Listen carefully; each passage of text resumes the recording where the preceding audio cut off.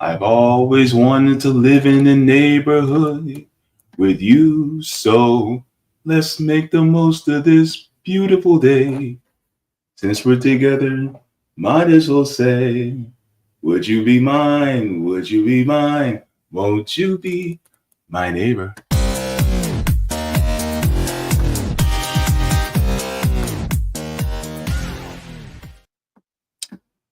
Welcome to the Jaybe Font channel. Welcome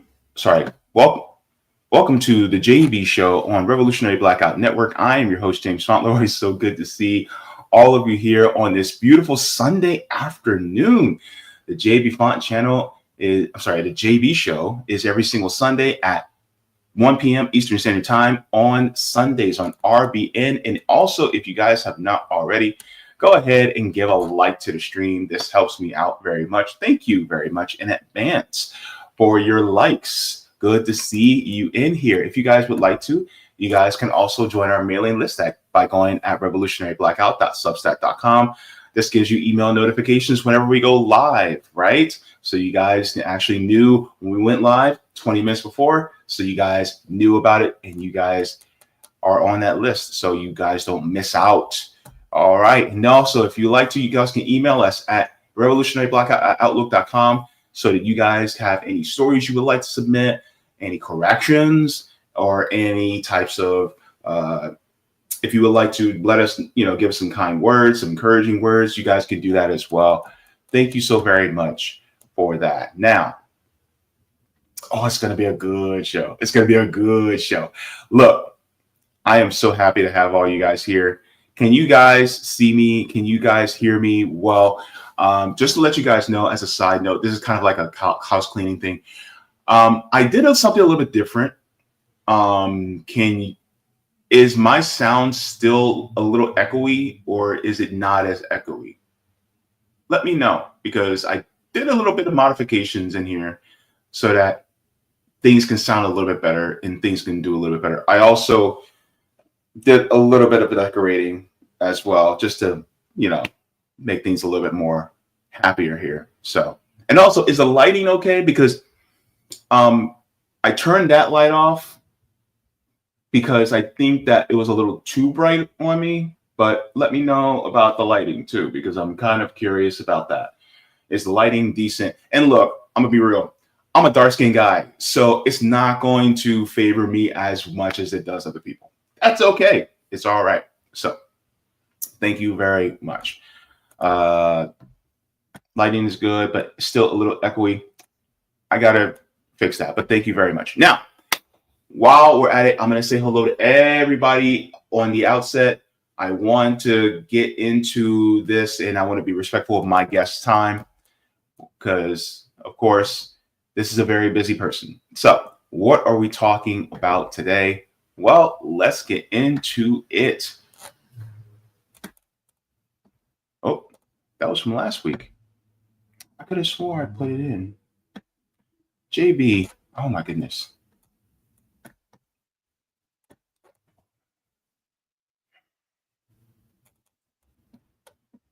What are we talking about? We'll be talking later in the show. He was only 15. This is a story out of Akron, Ohio. We're going to be discussing. It is a deeply heavy story, but I think it's absolutely necessary that we talk about this, especially in regards to policing. This is going to be one of the stories that it's not as open and shut as people think. So we're going to be getting into that. But first, we're going to be getting into my first guest. He is one of the co-founders of the prolific and prodigious organization, Food Not Bombs. We have activist, organizer, Mr. Keith McHenry joining me right now. Good to see you and good to have you on finally on Revolutionary Blackout Network. And thank you so much. Oh, it's beautiful to be here. Great. Cool. Yeah. I was telling you earlier that how excited I was to have you on, primarily because you're doing the work that we are aspiring to do. And first of all, I believe in giving people their flowers. And I just want to thank you for being such a, between people like yourself and the Black Panther Party and, the Young Lords, the Young Patriots, the Brown Berets, doing the work on the ground to help people so that you can build class solidarity. I just want to help, like you do. And I want to thank you for the work that you've been doing and being an example for many of us in this space. Thank you. Bless you. That's beautiful. Well, it's a rewarding way to live. And we're going to be coming up on our 45th anniversary on May 24th of this year. So I just had turned 22 when I started Food Not Bombs with my 7 other friends in Cambridge, Massachusetts. And I was a produce worker, and was throwing out all this produce. I felt terrible, even before May, and in the earlier part of even late '79. I was working at Bread and Circus, and I would take the produce at the end of the day, end of my shift before I went off to school. I was studying painting at Boston University, to the housing projects in about 3 blocks away on Portland Ave. And the mothers would be all excited and the kids all running around, and they'd complain about their plumbing like anybody living in public housing.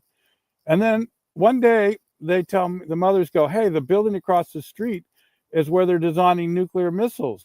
And it turned out it was Draper Laboratory, and it's now part of what's called Tech Square. But at the time, it was a building on the far edge of Tech Square, which is this vacant, massive area behind MIT.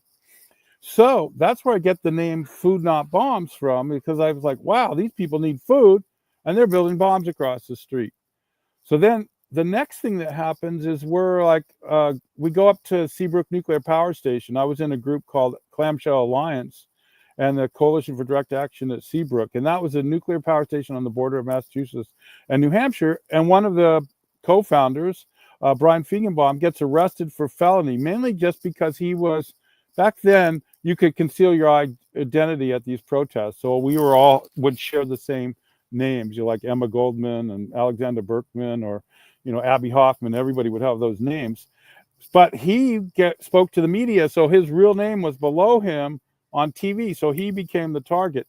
So we found a wealthy guy who could bail him out that night. And on the way home, we thought, wow, we should do a bake sales and see if we can pay the guy back as fast as possible. Well, bake sales were a failure financially, but we also had this old beat up van and a moving company called Smooth Move. And this family was throwing out a sign that said, a poster that said, "Wouldn't it be a beautiful day if the schools had all the money they needed?" And the Air Force had to hold a bake sale to buy a bomber. So we were influenced by this group called the Living Theater in New York City, and also Bread and Puppet up in Vermont. So we thought, this is what we'll do is we'll dress up like military personnel, buy some used military uniforms, take our sign out to Harvard Square or to the Boston Commons, and tell people we're trying to buy a bomber. And people loved it. But we didn't make much more money. But we thought, this is a way to stop the otherwise masses of people who never pay attention to anything and have conversations with them. So it really worked. So then we're doing this campaign against the Bank of Boston, which was financing the nuclear power station, and find that also they were financing the nuclear industry, nuclear weapons programs, and they were redlining Boston, not lending money in Roxbury and Dorchester, but Beacon Hill, all the money they needed. So anyway, we decided we'd dress up like hobos and do a soup line outside the stockholders meeting at the Federal Reserve Bank on Atlantic Avenue, across from South Station. And so we realized, in the middle of the night, we haven't gotten enough friends together to be a soup line, so it'll have no emotional impact to the pedestrians walking by. So what we decided, I went to the Pine Street Inn, which was at that time on Pine Street, and it was a little tiny holdover shelter from the Great Depression. Had about maybe 30 guys sitting there in the middle of the night just on these tile benches. And so I give a speech about the protests, and they're like, great, a protest like the 60s, and they're all excited. So the next day they show up at noon, and it was like this mind-blowing experience.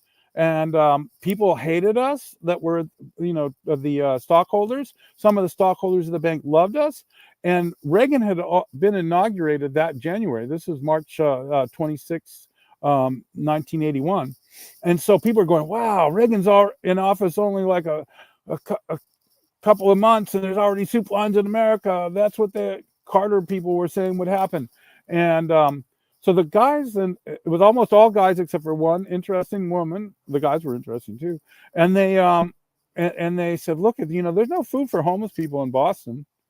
And so at the end of when we're washing up that night, we said, let's just quit our jobs and do nothing but collect food from all the different grocery stores and Haymarket and places, deliver it to the housing projects in Somerville, Cambridge, and Boston, and then the afternoons have free meals on the streets and do street theater with free food.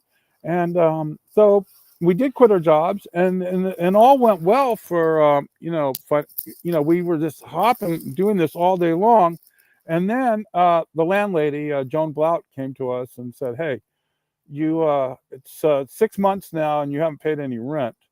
And but she told us, like, look, at the people of Cambridge can't believe how amazing you people are. So, and she was like a wealthy individual. I guess her husband was the head of the French department at Harvard.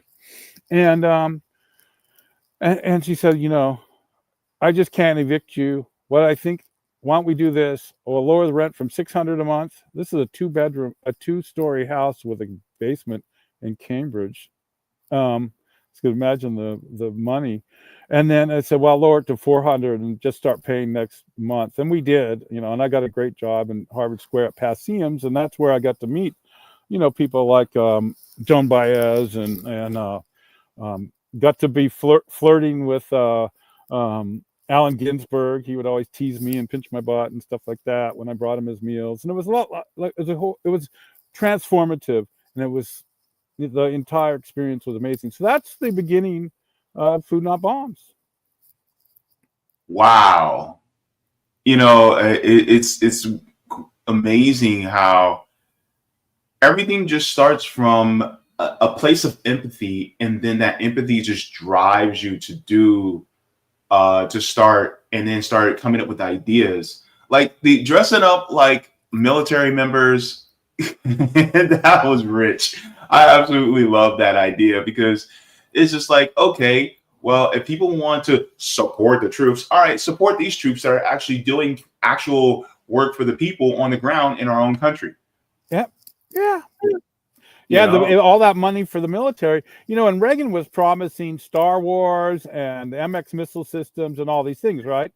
And he promised, just like Trump, and even more than what Trump is, not nearly as bad as what Trump and Elon Musk are proposing, but he was going to transfer money from social services. And sure enough, one of the reasons after 8 years of Reagan that you have this massive homeless crisis in America is because his policies actually did ultimately, there were virtually no homeless people when we started Food Not Bombs. It wasn't enough homeless people for there to be a soup kitchen in Boston area. So imagine, by 1980, it was now becoming, like they'd already created like these quality of life enforcement laws to get rid of the homeless. And, so by the time I moved to San Francisco in 88, and start the second Food Not Bombs chapter, homelessness is a huge political football. And so we decided that we would set up food at the entrance to Golden Gate Park at the corner of Haight and Stanton on a Monday, because all the other there was a soup kitchen called Haight Asbury Soup Kitchen that was Tuesday through Friday, a church on Saturday, and a church on Sunday that fed people.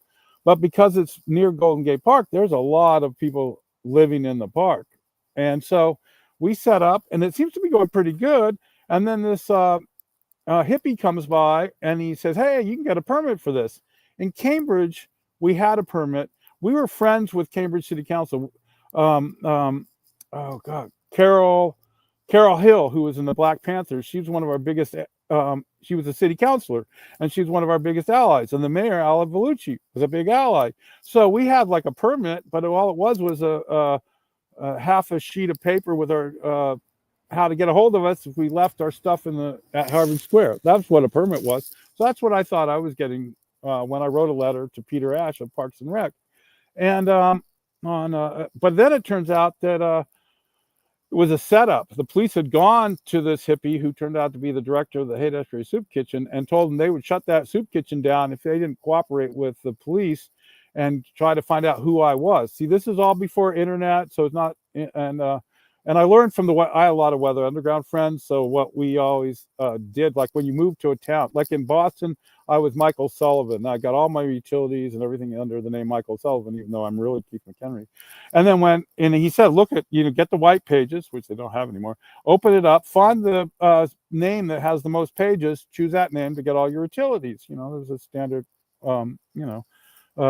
thing we did back then. So I was Dick Lee in San Francisco. So anyway, they needed to find out who I was. So that's how they were trying to get me to apply for a permit, so they'd find out really who I was. So I wrote them a letter using my real name, and I thought I would just get like a permit and it wouldn't be anything. But on August 15th, about 45 riot police came out of the fog of Golden Gate Park and arrested 9 of us. And there was this local activist named Greg Garr who took this black and white photo of riot police guarding the food, and it said food not bomb. Our sign was on the bottom and everything, and you could see the piles of food behind us and food on the table. And that made the paper the next day, the San Francisco Chronicle, and people started like freaking out, going, "We got to defend this." So then we started having a weekly march down Haight Street, carrying our food and pots and pans and so on. And there became increasing. So the second Monday, there were 24 arrests. And on that Monday, the FBI Joint Terrorism Task Force happened to watch the arrests. On August 29th, they sent a letter a memo to the FBI field office in San Francisco saying that food not bombs was a credible national security threat. And then by that Thanksgiving, the National Guard is featuring us at their workshops on domestic terrorism. So we became like America's most hard terrorist group in 1988, according to the FBI and the Pentagon. And at that point, there was only 30 food not bombs activists in the world, about 10 in Boston, 10 in San Francisco, and 10 down in Long Beach, California. And then that's the August. You can see like on my arm near the white band near the arresting officer. That's my band from. I just was released from the hospital, actually a block away. I had a ruptured appendix a week before that. You can kind of see I've got padding slightly on my chest, and but that just sparked. So what would happen was people would then started like writing me.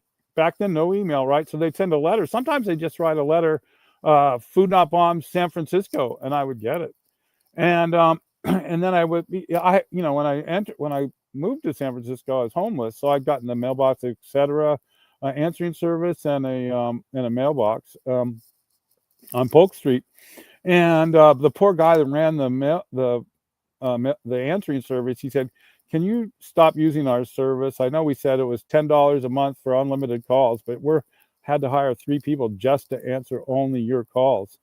And so I, gave that up, and I had written notes on how I started that group, and so I made it into a flyer called 7 Steps to Starting the Food Not Bombs, which is on foodnotbombs.net under volunteer on the volunteer tab, and I would mail that to people, and before long, more and more groups were starting. So by we got wind that Native indigenous people around the world were going to come to San Francisco on October 12th of '92 to protest the quincentennial of the invasion of the Americas by Europeans, and it's going to be a big protest. So we decided we'd have our first Food Not Bombs gathering at that point, in the days leading up to it, and then we would feed that protest. So we did have people from mostly the United States, but some people from Canada, and we came up with the 3 principles of Food Not Bombs at that international gathering. and they are that the food is vegan and or vegetarian and free to anyone, rich or poor, drunk or sober. That that each group's autonomous and there's no directors, presidents, or headquarters, and that we make decisions by consensus, and then we invite the people that rely on our food to participate in the decision-making process. And third, that we're not a charity, but that we're dedicated to not taking nonviolent, direct action to change society so no one has to live in the streets or eat at a soup kitchen. That got reaffirmed at the next World Gathering in '95 in San Francisco, where we had in the lead up first in '92 we also started a program called Homes Not Jails, where we would take over abandoned buildings that were left empty by the savings and loan crisis, and we at one point had keys to 400 buildings in San Francisco, and we housed people in at least 100 buildings during that time. It was an amazing experience. And then the other thing that we started was a series with a person by the name of Stephen Dunifer, pirate radio movement. We ended up ultimately with 400 pirate radio stations in North America.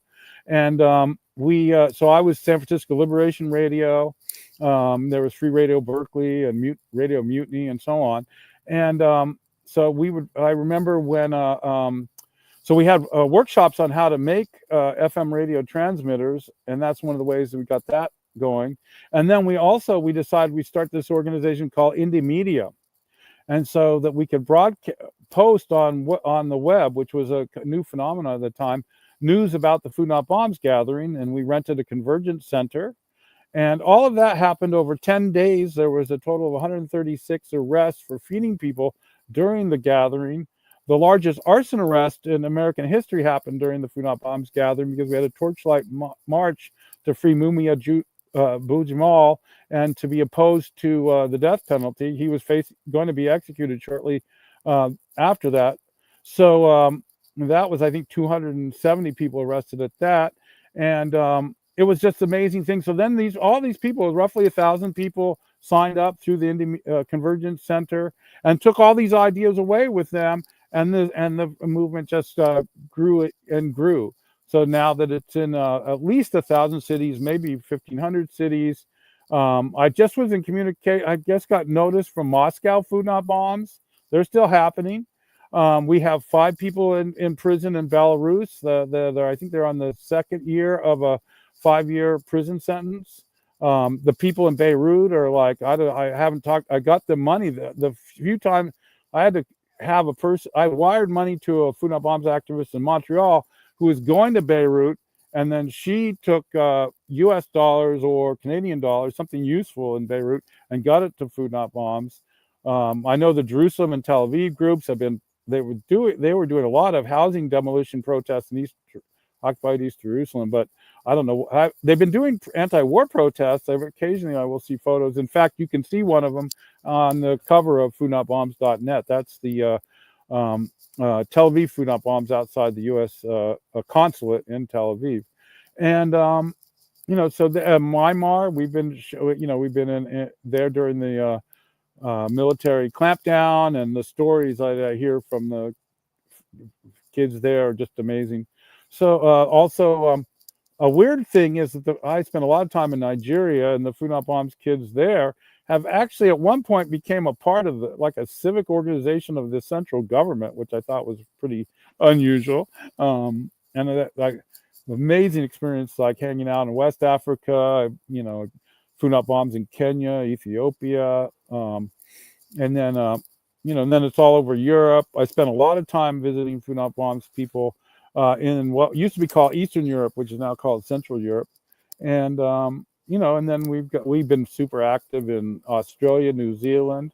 So basically the system is this: we pick up food that can't be sold from grocery stores, bakeries, and other food distributors, and we make vegan and vegetarian meals, and then we hand it out in the streets and to anybody that needs it. But also, like here in Santa Cruz, which is where I live now, we have we raise money to buy pup tents and sleeping bags and tarps, and we probably do about at least $500 a month, sometimes as much as $1,000 a month on sleeping bags, pup tents, and tarps, because the need is so huge with the new anti-homeless. Even before the Newsom made it illegal for encampments in California, and it's always been a problem. And we've helped, we, as part of our mutual aid effort, we often are jump-starting homeless people's cars so they don't get towed. We raise money to help them with their car registration. We find mechanics that are willing to donate their time to keep cars moving, because that's one of the last shelters people have. And then when they lose it, then they're really out of luck. So we're immersed in the homeless community as family and friends, and we're a conduit for making life at least somewhat bearable. Not only our meals, in our case here in Santa Cruz, we do 7-course meals every Saturday and Sunday now. During the lockdown, we did it every day for 3 years, because all the indoor soup kitchens, the 2 indoor soup kitchens, were shut down for COVID restrictions. So all homeless people had to get their water and food and their survival gear from Food Not Bombs. And the government tried to shut us down the whole time, and we had to keep moving. And it was an amazing experience. But to an all-volunteer movement to provide food during the pandemic under those conditions, that's pretty remarkable, really. Wow. That's a lot. Okay. That's a lot. There you go, James. All I had to do was ask one question. He goes, "All right, there you go. There you go. Handle that. There you go." It's heavy in a good way. It's because here in Orlando, we have the RBN Orlando chapter where we're helping to do work on the ground in mutual aid. A lot of what we do so far has been more toiletries driven, because a lot of times, people need the toiletries to be able to survive out there as well. And we're now trying to do more collaborations with a couple organizations. We have Real Orlando, which is Revolutionary Education Action League. They're doing great work on the ground. And then they also have People's Free Kitchen, which they literally have a farm in Orlando where they grow the food, and then they use that food to feed the people, the unhoused, and the people who are needy in Orlando. And so, their farm is actually in Pine Hills. And I've been out there. In fact, I actually recorded my interviews out there, and then I shared it on here on RBN. And we may not be able to be the same scale of a Food Not Bombs, but that doesn't matter as long as we're doing something. Yeah. And I think that's one of the things that we try to do. And in your explanation of not just doing the Food Not Bombs, but also focusing on housing, focusing on people for helping with their cars, things like that, you jumped into a mutual aid system that a lot of people still keep going to us. What do we do? And there was this beautiful video from a person from an account called Comrade Workwear. I played it before, but they talk about the different forms of mutual aid. Now, I played it before, but I think it's important. And I'm going to be honest with you, talking about mutual aid and encouraging mutual aid is not a sexy subject. Yep, no. It's not. But is a necessary and worthwhile subject, because because everybody complains about what can we do in order to help change the system. But the thing is, it's like, we got to do the work, right? Exactly. So one of our political philosophies right from the very beginning of Food Not Bombs was that rather than trying to topple a government or something like that, that we just create our own system that actually, because if you look at the federal government, it's hardly feeding people. I mean, Biden cut SNAP. They're not helping. So just create your own local infrastructure and ignore, in certain extent, the power of the government as best as possible, and remain autonomous. Like, it's illegal in Santa Cruz for us to be feeding people where we do, but we just ignore the government and just do it because it's too important. And I really hope you to connect you to Orlando Food Not Bombs, because they've been there for a long time, and they've morphed a lot. Like COVID really changed their operation, but they used to be serving twice a week in front of City Hall. I don't think they do that after COVID. They stopped, but they're they're very active, and that's I was there. They made a law against feeding people and homeless people in Orlando, and I went. I was actually, they were clamping down on Fort Lauderdale Food Not Bombs at the same time, and I was visiting with them. And we all from Fort Lauderdale went up to Orlando, and a bunch of us ended up arrested. I think there was 23 arrests. I did 18 days in Orange County, and but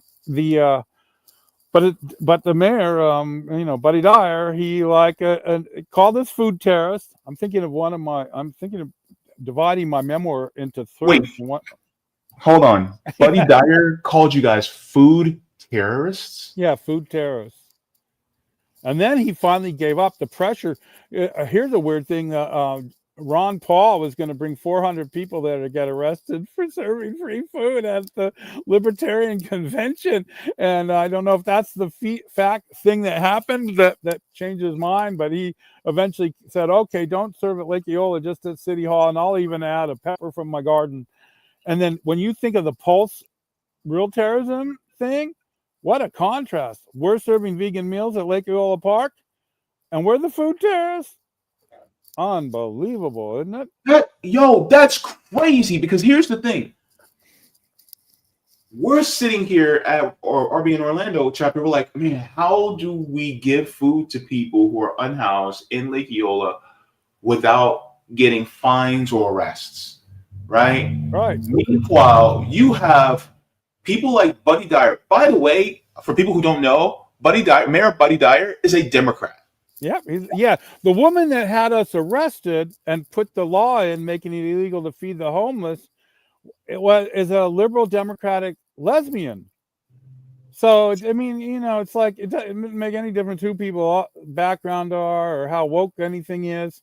And then the woman that arrested us, she retired. The chief of police retired the week of the first group of arrests, and then she ran for Congress, and now I don't know what she is doing. Val Demings. Yeah. Unbelievable. Val Demings. Yep. In fact, Val Demings was actually in line.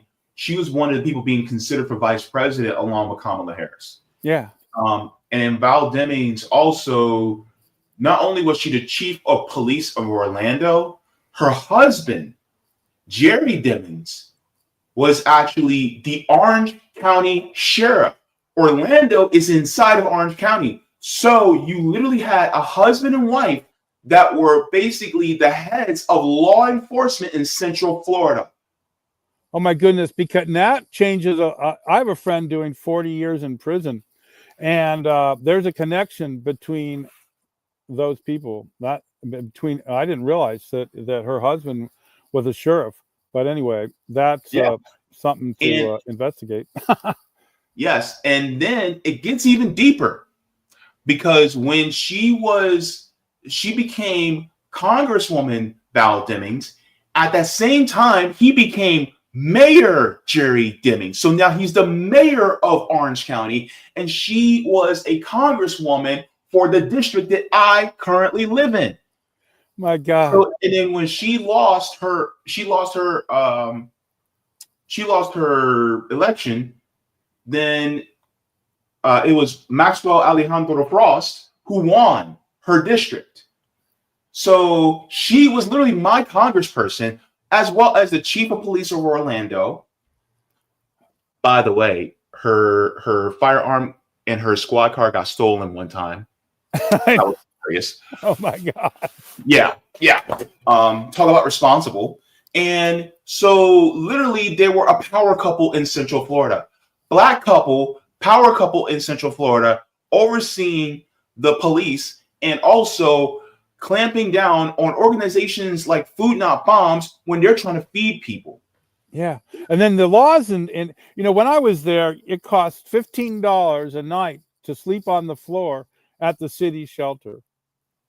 $15 a night. If you wanted the high class one, the Salvation Army, I think was $17 a night. You're homeless. Then there's a thing called the Real ID, no, ID Dignity or Dignity ID, which these lawyers. So I don't know if this is the case anymore, but at the time, if you were homeless in Orlando, you had to have a valid Florida ID to eat at the soup kitchens. That was common throughout Florida. I don't know if it is now, because the idea was, well, if you came in with a Massachusetts ID, that meant you were a homeless person leaving another state, and we're trying to discourage people who are freezing to death. I was homeless in Boston in the 70s, and then boy, that was a nightmare. And so I can imagine doing whatever it took to get to Florida as a homeless person. So there's a certain logic to that kind of repressive law. But yeah, and it's no surprise. But the thing is that I have to say, like, a lot of people will go, oh yeah, all the homeless are attracted to coming to places like California or whatever. But actually, a lot of the homeless in Florida are born and raised in Florida. It's not like everywhere. All the homeless are, maybe some are moving around trying to find some warmer place and stuff. But I remember I was in Cleveland in the winter homeless, and everybody's like, all the homeless come to Cleveland because our soup kitchens, we got the best meals. And I'm like, what the heck, man? I'm just heading south. Ended up down on the U.S.-Mexican border trying to get away from that cold weather. So yeah, it's a what a system. And then I don't know, the thing about with the Trump administration that's going to who knows what's going to happen, but it's looking pretty gnarly with them want to cut 85% of the government and basically privatize the entire, anything that can make money, they're going to, Elon Musk will buy or something. I don't know what, some horrible thing like that. So mutual aid is going to be more and more important. But I think one of the most important aspects of mutual aid not only is the food and the direct service that is necessary, is the community. And one of the reasons we have this principle, which is rich or poor, drunk or sober, as we are intentionally, and why we're on the streets, and we're on the streets for roughly 2 hours and sometimes more, is because we want housed people and unhoused people to be hanging out together and putting a human face on this. And it helps the homeless to hang out with housed people, because otherwise you're in a homeless ghetto where you're only in this shelter or only in the area of town where you're not getting busted, or you're only in all these homeless services, and it's very demeaning. Whenever I've been homeless 5 times, only once was it not for medical reasons. This is very common. I think that's really interesting in the case of this, Brian, that's his name, Brian Thompson, getting gunned down in New York City. I mean, imagine the amount of people that are homeless out on the streets today. And I know a lot of homeless people that are out here because they got denied coverage by a health insurance company, probably United Health, because if they're denying 32% of their claims and using AI to do so, a lot of this huge increase of homelessness is directly related to those kind of policies. Housing costs. Hey, 4 years of Biden, where's that $15 an hour, minimum wage? That never came. And, and under Trump, no matter what, there's going to be a stock market crash. There's going to be a housing bubble. There's going to be a Great Depression is almost guaranteed within the next 4 years, maybe within the next 4 months. Some people, even some Trump supporters, are saying within the next 4 months. So mutual aid will be all that more important of building a community. The other thing I find in doing food in the streets like this, and the people that are living outside that are homeless are former electricians, former plumbers, former construction workers, former accountants. We have people that live in Teslas coming to eat with us. Homeless people in Teslas eating with us in Santa Cruz. So these people, we have the people living on the streets are skilled workers.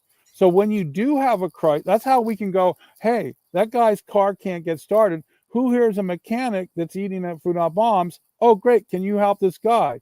And that's the kind of thing that can happen. So we can depend on ourselves. The people that are homeless and depending on our food and so on are also reliable source of all kinds of skills. So when we took over abandoned buildings in San Francisco, we had electricians that took over abandoned buildings with us. We had plumbers that took over abandoned buildings with us. But we also had severe, people that were severely disabled, could barely walk, or, were paralyzed and things like that, that we would like prioritize to get them off the street so that things would not be like a nightmare for them, and that it would be so, children. Well, one of the biggest groups was mothers and children, putting them in abandoned buildings, so we'd fix them up. Now the squatting thing was homes not jails. This is what we learned with that, is we'd go around and we'd change the locks at night and put our own locks on. That's why we have locks on 400 buildings. And then at the San Francisco Tenants Union, we had like a wall with all the keys and the addresses of everything.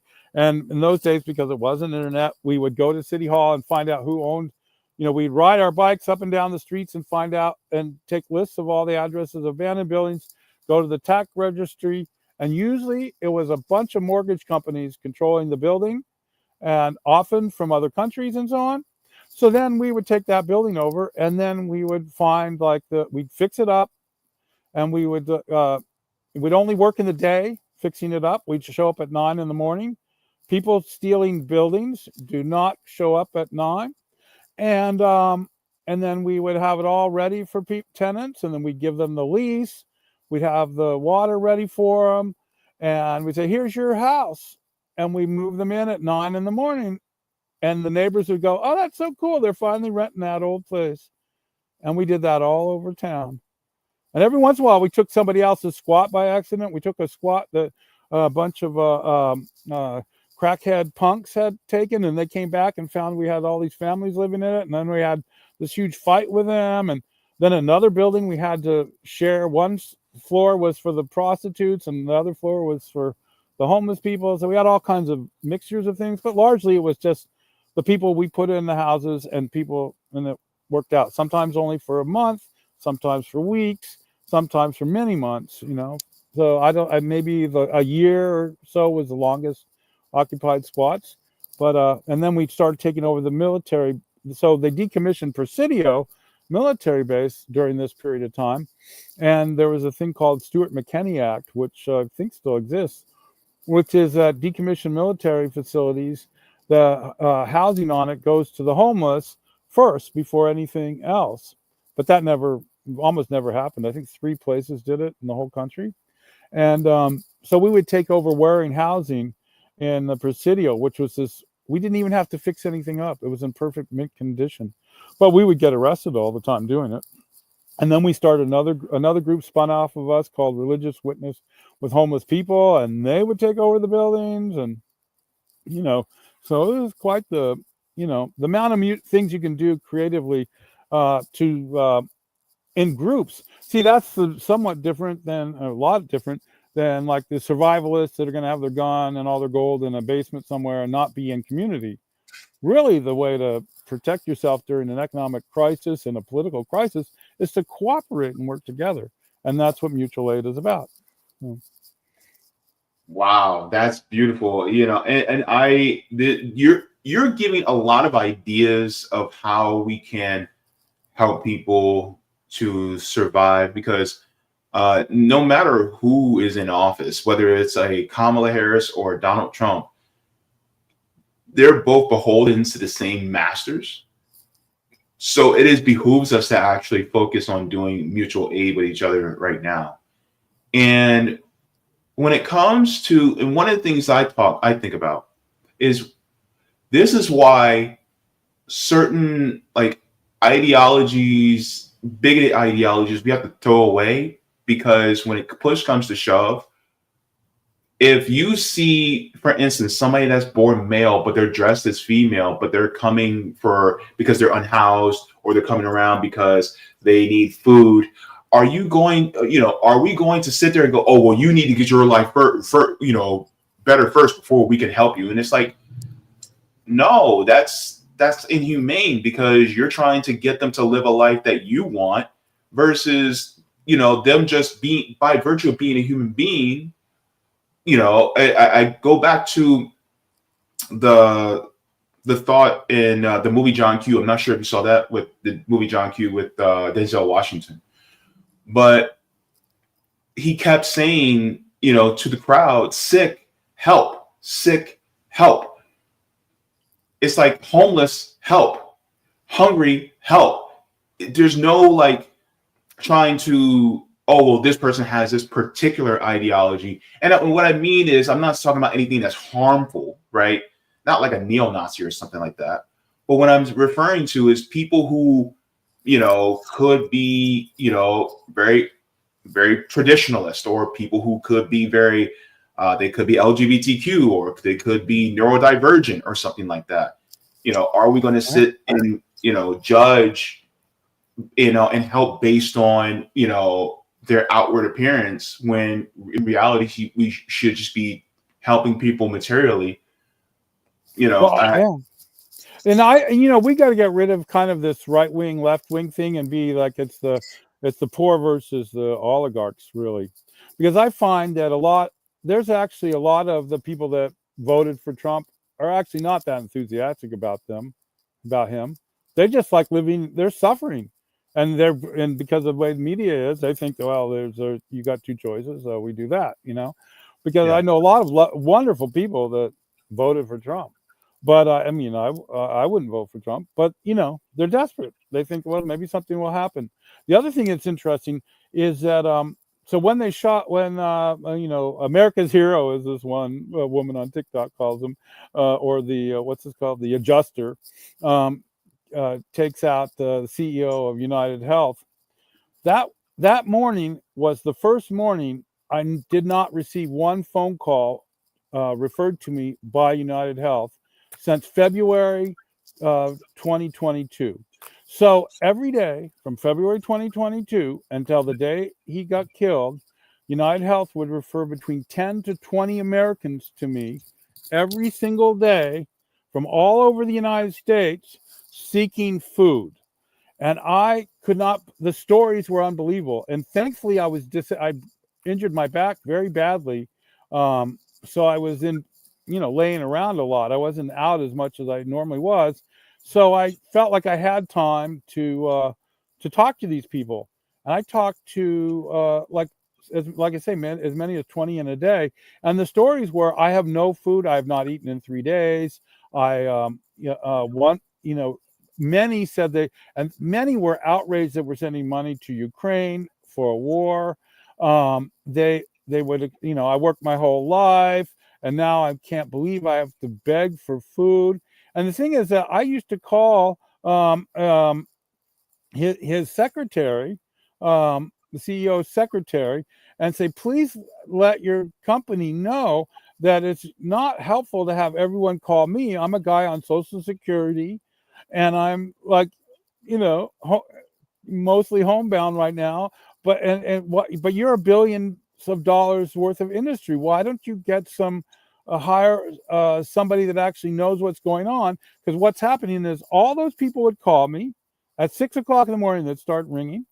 And then I would direct them to call their local 211 or their county offices or United Way to get help, because we're not in rural Mississippi. We're not in all these rural countries. At the first month, I'm like, this woman calls me. I finally am not homeless, but I have no gas for my car and no money and no food. Can you come here?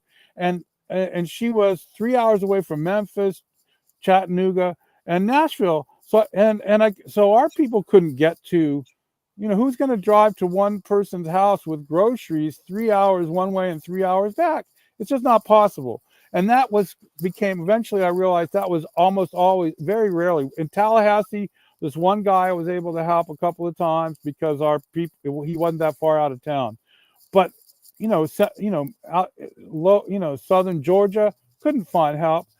Alabama, unless you were in a city, we couldn't help. So now I've not received one call since that guy got killed, and that's changed my life dramatically.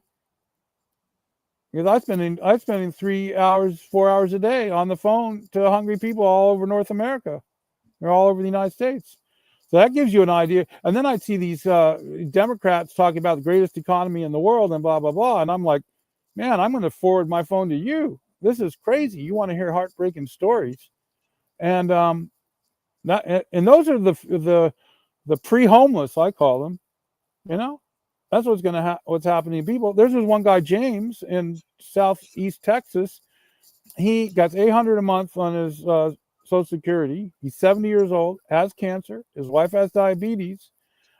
He couldn't pay his copay for the insulin or for his cancer treatment. He was about to lose his electricity by the end of the week. The pantries are all closed because of the amount of undocumented people in the area needing food. They just never could keep up with it, so they ran out of food. There was no food in the neighboring counties or his county, and the power is going to go off, so his 2 old window units were going to be turned off in 7 days, and it was 110 degrees and humid. I'm like, this guy is not going to survive. I don't know if that family lived after that. That's incredible. And then as soon as I hung up with James, I got a call from a rural area in North Carolina. The woman said, I haven't eaten in 3 days. Can you drive over here with some food? And I go, well, and then a lot of times I tell you to call 211. The person starts swearing at me. He said, man, I called that. Fuck those people. They never help you. And that was a pretty common thing. It's incredible. That's America. It was sort of a blessing that United Health referred like 400 or 500 people my way, because I got to have probably the best education on how extensive poverty of seniors. These are all people 65 or over. They all got duped by United Health gave them $100 debit card if they signed up for Part B or whatever it was. And in the beginning, they would go, oh my God, can they put another $100 on my card? They said, no, I only have $1,200 a month and I'm in Social Security in California. I have no way to do that. You should call United Health. And they never changed the thing. They have social workers they could have paid who told the service that was answering this phone, always call 211 or 311 or your county office in that community. Why say call Keith and maybe he'll help you? And I feel like United Health should be sending me like money if I'm answering their phone. That's insane. Yeah, what you're referring to is the Medicare Advantage program, which takes advantage of people. This is why, and I talked about this a day ago, how I get Medicare Advantage calling me nonstop all day long because I have Medicare, right? Because I'm disabled. And they will call me trying to get me on some Medicare Advantage plan. And it's typically people who are from outside the country. They're not hiring people within our country in order to make these calls. Right. They're hiring people from foreign countries to make these phone calls. And they're paying them exploitative low wages in order to be able to try to get as many people on Medicare Advantage as possible. And then they take advantage of you because what they're trying to do is they're trying to get you on their plan so that they can deny you care and get more money from you. Yeah. And now they're trying to get homeless people because they're like, look, we'll give you $100 a month. You can use this for groceries. And then they fall for it. And then when they actually need medical help, then you have United Health, you have Blue Cross Blue Shield, Aetna, all these companies that are ready to go, no, sorry, we can't give you help, but you can keep on paying your premiums. And so this is what happens. Yep. When I was homeless in Tucson, I get a call from a bill collector. He goes, you better fucking pay your $25,000 this afternoon. Yeah, and he's like swearing at me. So I hung up I said, man, if I had $25,000, I'd rent an apartment. I'm not going to send it to you. It's incredible. And that's like a lot of people are in that situation. It's the whole. So this is Obamacare. We should remember this is Obamacare. I remember when Obama got elected.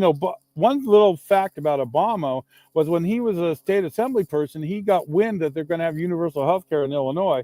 he pulled together the medical industry and shut that right down. So then when he got elected president of the United States, people were thinking he's going to offer for the public option or universal health care or something like that. So a friend of mine, Franco, from the band MDC, I don't know if you know that punk band, Millions of Dead Cops. He and I go to, we decide we're going to do this parody against Obama in front of the White House all summer long. So we did this thing called The Change We Need Now. So what I did is I bought a solar oven, and we made 2 loaves of what we call White House solar bread every day in Pennsylvania Avenue. And we had this petition to free, partially to free Leonard Peltier, who hopefully he will get out. I used to be the director of the Peltier Defense Committee for 3 years, so it's really special to be doing that in Lawrence, Kansas. I became homeless at the end of it. That was the one time I became homeless, not from a medical issue, but just because the FBI shut down the office basically covertly, and I ended up on the streets in Kansas City. But anyway, so we were doing this parody where we're like, okay, he called for universal health care. So we said, universal health care, we had a petition that you could sign, universal health care for all. We had this big banner, The Change We Need Now, like kneading bread, because that was like it was a play on all the Obama, faker stuff. And solar power in every house, rail passenger train to every city, universal health care for everybody, and free Leonard Peltier. And then we have like about 5 o'clock every evening, come get it, White House solar bread, and we play the music and all this. It was really fun. That's when I met Helen Thomas when she got kicked out of the I was standing right there, and she walks out of the White House after she gets kicked out of the press corps, and I got to hug her. I was like, ah. And then during that summer, I knew Van Jones from San Francisco, and during the Rodney King uprising on the 29th of April of '92, he and I and hundreds and hundreds, probably 30,000 people, were in front of the State House on Van Ness, and then these these young kids from the Western District start breaking out the windows of the City Hall and stuff. And so it's in response to about 100 riot police attacking us from the back. And there's Van with his storm banner going, and he's like, we got to go to the Western Addition, which is a black neighborhood owned by black people. And that's where the riot's got to be. That's where the riot's got to be. And I go, screw that. We got to go to Nob Hill. They're killing us on behalf of the people at Nob Hill, which is the richest neighborhood in the city. And I had a 3-lane Food Not Bombs banner. So my banner was bigger than Van's. And so I went towards the downtown, and the riot followed the banner. And it was one of the most glorious days ever, in that it was probably 1/3 black, 1/3 Spanish or Mexican or Latino, and 1/3 white. First totally integrated riot that I've been to some riots, and that one was amazing. And I did get like really damaged at the end of that. I got like clubbed right between the eyes and by a cop. This guy goes, "Hey, McHenry." I didn't know it was a cop, and I turned to look, and he goes, bam, as hard as he could, right between my eyes. And up until recently, I had horrible pain every morning, but I found a chiropractor that figured out how to fix that. But anyway, then Van Jones is like at the White House, right? While I'm doing the Change We Need Now action every day. And he's like, "Oh, Keith, you're on the inside. I'm in the inside. You're on the outside." And I was writing this book, my second book, called Hungry for Peace. And I'd go to Cozy's because it's hot in DC. It is a nightmare in the summer. I don't know, maybe it isn't needless to say, but it is. And so I'd go to the air conditioning at Cozy's at the corner and write while I'm taking a break, while Franco was running the protest. And he came in one day on a 4th of July weekend. He goes, "Oh, looks like Glenn Beck is going to force me out of the White House now." And sure enough, he got fired on Tuesday. But he and I would talk every couple of days at the Cozy's. What a sellout. What a sellout. He was our legal observer during our mass arrests in San Francisco. I have surveillance tape where the San Francisco police have a video camera on him for like 2 hours. I have that video. It's freaking crazy. But now look at him. He's like a Zionist shill and everything like that. He was the first person to follow me on Twitter. But he's never going to have me on one of his shows. I'll never be on CNN. Thank God. But yeah, it's a funny thing to see Van Jones in this world. And it was funny too when I'm telling Van, no, we're going to Pacific Heights, and there was a KQED NPR affiliate radio reporter goes, and she goes, "What did you say?" And she hands. I said, "We got to go to take this riot to Nob Hill or the Pacific Heights." I don't know if it ever aired, but that would have been funny. What a funny thing. I'm just surprised that you got to meet Helen Thomas when they kicked her out of the White House press corps. I'm just like, because that, what sticks in my mind is when somebody went up to ask her about Palestine, and she said, "What do you say to the Israelis?" They asked her something about Israel and Palestine, and she said in her voice, "Go back to Poland, go back to Europe." Exactly. Oh my gosh! She said it. Yep. Yeah, I was just like, She was man, before her time. Yeah. Now we're all saying it. Yeah. Yep, we're all saying it. We're all saying the same thing that the late Helen Thomas said. It's like, thank you, Miss Helen. You said it, and you released us from not being able to say it. Oh my gosh! I know when you think of her, and then you think of Julian Assange, some of these heroes of journalism, and now look what we got kind of going on in mainstream journalism. Really frightening. Sam Husseini, he's a friend of mine. He's still on the front lines fighting back, and he's been doing a lot of State Department things, But yeah, what a trip this whole thing is, isn't it? It's amazing how all this the same playbook. My grandfather was in the OSS in Burma, which was became the CIA afterwards. And he was he was responsible for the most deadly bombing campaign in world history, called Operation Meeting House, which is the firebombing of Tokyo. And he passed away when I was 14, when I was a freshman in high school. I lived with him between the 8th grade and 9th grade, but I was with him on and off for every holiday and summers and so on. And so he was we just had Pearl Harbor Day, and he was involved in organizing Pearl Harbor, and explained that the reason they had to do the sanctions, the oil blockade of Japan, move the Pacific Fleet to Pearl Harbor, line up all the ships, not warn the base that this was going to happen, because they needed a big event to get the American people to go to war against Japan.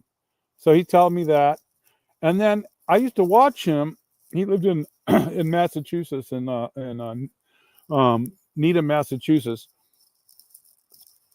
He was like, he went to Phillips Exeter, Dartmouth, Harvard Law. He was in a satanic cult, according to him, and he like the whole purpose that the elections were designed to divide and conquer the people. That the intelligence communities always determine who was in leadership at many levels of government, and that basically the elections are phony. And I used to watch him argue with his friend Curtis LeMay and Robert McNamara. Robert McNamara at the time was Secretary of Defense.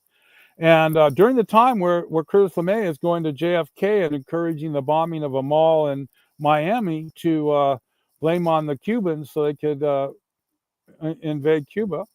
And he would be yelling over the phone at them, below his, he had 63 framed black and white photos that he took of the firebombing of Tokyo, because they'd send the squadron over, firebomb it, and then he'd come by in another plane and take a picture to see how much had burned and how much fuel and bombs they needed for the next raid.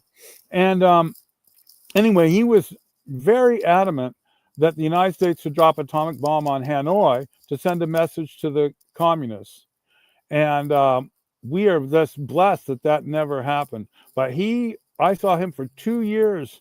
Every time I was at his house, he was on the phone, really upset that we were not dropping the atomic bomb on Hanoi. This was our chance. And we and it was defense of corporate power. I used to sleep in this basement, and there was two file cabinets next to me that had all these formulas. They were given to him by these scientists at MIT. He sold them to Ken Olson, who used them as the foundation of building digital electronics. And then Ken Olson's son actually came. I forget Ken Olson's son came to me and asked me to make product slips. I used to have a graphic design company in Boston for many years. While I was doing Food Not Bombs, I had a thing called Brushfire Graphics. And so Ken Olson's son, God, I can't remember his name. Isn't that weird? I made those product slicks, and he was doing a computerized lathe, which put probably millions of people out of work in America because it could just be done with a computer. That was in the 80s. And that there are also, I sublet a room to what turned out to be one of the pioneers in the development of AI. They would sit there all day in their office going, hello, hello, hello, to a computer, trying to get it to learn how to say hello back. And, that's it's weird, man. Another strange story is my last graphic design job, and I used to do the Celtics calendars, the Red Sox calendars, all that stuff. But I got a job with a travel agency that turned out to be the mafia. Turned out all those other people were the mafia too. But anyway, and she had the coolest scam. But I met with her for 30 days. I made 2 travel brochures, all expense paid trip to Palermo, Italy, during the mafia wars in Palermo, which seemed weird that people take vacations to Palermo, and it turned out it was weird. But I met Michael Dukakis. I spent time with Michael Dukakis twice in those 30 days with her, and he was running for president of the United States. He was a Democratic candidate. He'd already been nominated, and we would just sit there and talk about the opera and the weather and stuff, and he'd just sit there with me and Donna Franca Franzaroli and talk about that and stuff like that. And she had her scam was she leased jets, and then the passengers would be these Midwesterners who bought her package, and then she'd fill the baggage compartment with guns, drugs, and money, and then put these old people's luggage on top of that. And so when they land in Rome or land in Zurich, they would unload the money in Zurich, they would unload the drugs and stuff in Rome or in Palermo, and she ran that back and forth, and that's how she made her money. And she wiretapped all kinds of people. She was hardcore. I eventually was going to be killed by her, so I left. That's how I ended up in San Francisco. But Whitey Bulger was from the Winter Hill gang, and I have to say, back in those days, the gang scene. You always worked for gang. Boston. That's what you did if you wanted to make a living. You had to work for the mafia. There was virtually no other work. And so even in a restaurant, I worked at Riley's Roast Beef. I had to give a white envelope to cops every Saturday night who came in for the payola. And, I worked for Budget Rent-A-Car, and we had to turn the odometer back to 40 miles after we rented them for half a year. And then we'd sell them for brand new at, Lincoln, what was his name? White's Lincoln Mercury. And then one day he burned his dealership down, and I had to handle the fire department after he torched his dealership, and then that became condos. He got a new dealership out in the suburbs where he could make more money. That's just Boston. It's just the way Boston is, and or was anyway. And yeah, when you start. So what I'm basically saying is that the connection between the mafia and the government and the CIA and all of this is in the background of how society works. Now, there's not like some puppet master that all these intelligence agencies and mobsters and stuff are all going after each other as well, right? They get in each other's way. I had an FBI operation against me in Taos, New Mexico, where they took all the Food Not Bombs money and disappeared it out of the account, but didn't take the account. But the bank could never tell me where the money went. They messed up my phone completely. So the phone never rang. I had this thing called the Taos Peace House and Info Shop. The phone could never ring. So we had to just go and get the voice messages off of it every hour or two and then call everybody back. Because you could call out, you couldn't call in. My mail disappeared for a year, never arrived. And then if you ordered a book from me and I mailed it to you, you never got it. And that went on for like much of a year. And there was a DNC where Obama was nominated, the RNC up in Minneapolis. And I was supposed to go to the RNC, but I had no money because the FBI took the money. And so I couldn't get, I hitchhiked to the DNC because I lived in New Mexico, but I couldn't get up to Minneapolis. Well, then they shut down the honey trap that they had for me in Minneapolis. So as soon as they realized I couldn't get there. But she testified in the terrorism trial of the 8 Food Not Bombs kids that got charged with terrorism at the RNC when they raided our house and all that. Fortunately, no one got convicted. My friend Eric McDavid, he, however, got 19 years. He never even did anything. He just, fortunately, when they found out the entire terrorism plot that he was completely unaware of was created by the FBI and by their informant, Anna, he finally got out after like 14 years. So Food Not Bombs has been under a lot of scrutiny. The Cleveland Five, 3 of them were Food Not Bombs cooks at Occupy Cleveland. So there's this whole behind the scenes scene going on, manipulating society, and then people wonder like why stuff doesn't work, and it's because the people, the oligarchs that are running things, they hire a very sophisticated series of both private and government intelligence organizations, and like the CIA, and they do covert actions of all kinds, and if the CIA can't do it, then they just hire a private corporation to do the same thing, and that's how that works. And that's why, back to mutual aid, why it's so important to have these small, sure, we get interfered with. The city cut off one of our main sources of food here in Santa Cruz, the city manager, but we just had to work around it.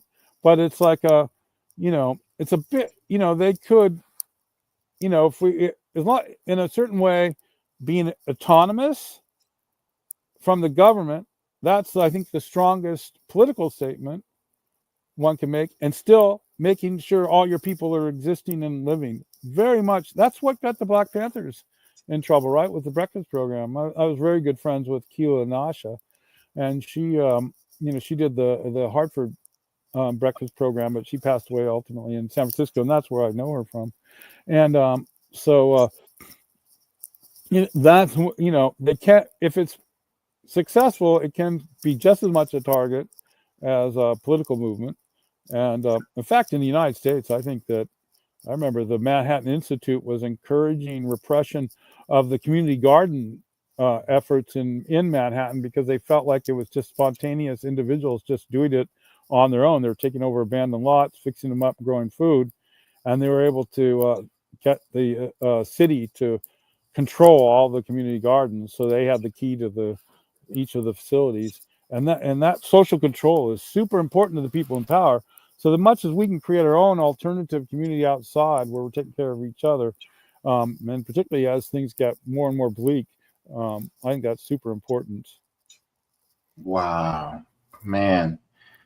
Yeah, that actually goes into what I wanted to ask you about, solutions to what are some of the best advice that you can give when people who want to begin doing mutual aid in their area? What is one of the first things you would recommend them to do if it's just, let's say, 3 to 5 friends and they want to do something more for the community? Yeah, well, start out with something. One of the biggest mistakes is like, oh, we'll feed people every day for 7 days a week or something like that, right? And then burn out right away. So take it by smaller steps.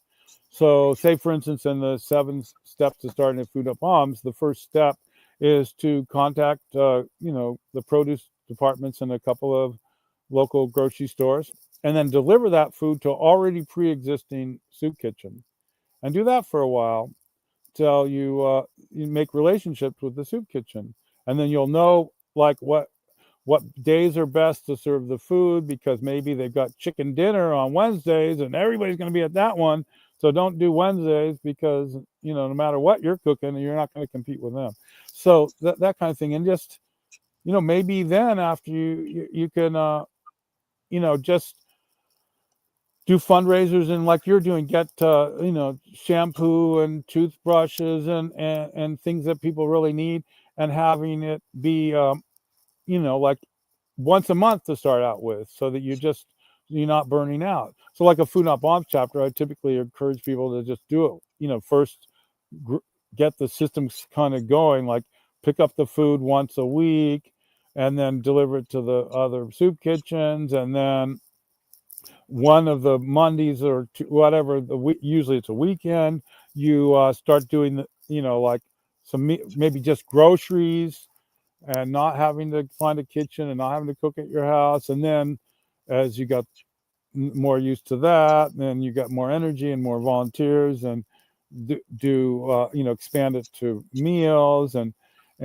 just not burn out. The other thing that's really valuable, and I think this is the one thing I've learned after doing this for 45 years, is do something for 45 years. Do something long term. Don't think, when I was 22, I thought that big June 12th, 1982 march for nuclear disarmament in New York City was going to change everything, and we spent a lot of energy organizing for that, and that was the big push. But and it did have a big effect. It forced, ultimately, that's where you'll hear like Scott Ritter will talk about these things with that. Reagan bent on that, and then we had arms control. So no one in the government wants to admit that 1 million people in New York City for nuclear disarmament had a role in impacting Ronald Reagan, but it did. And that's the other thing I think a lot of activists need to consider.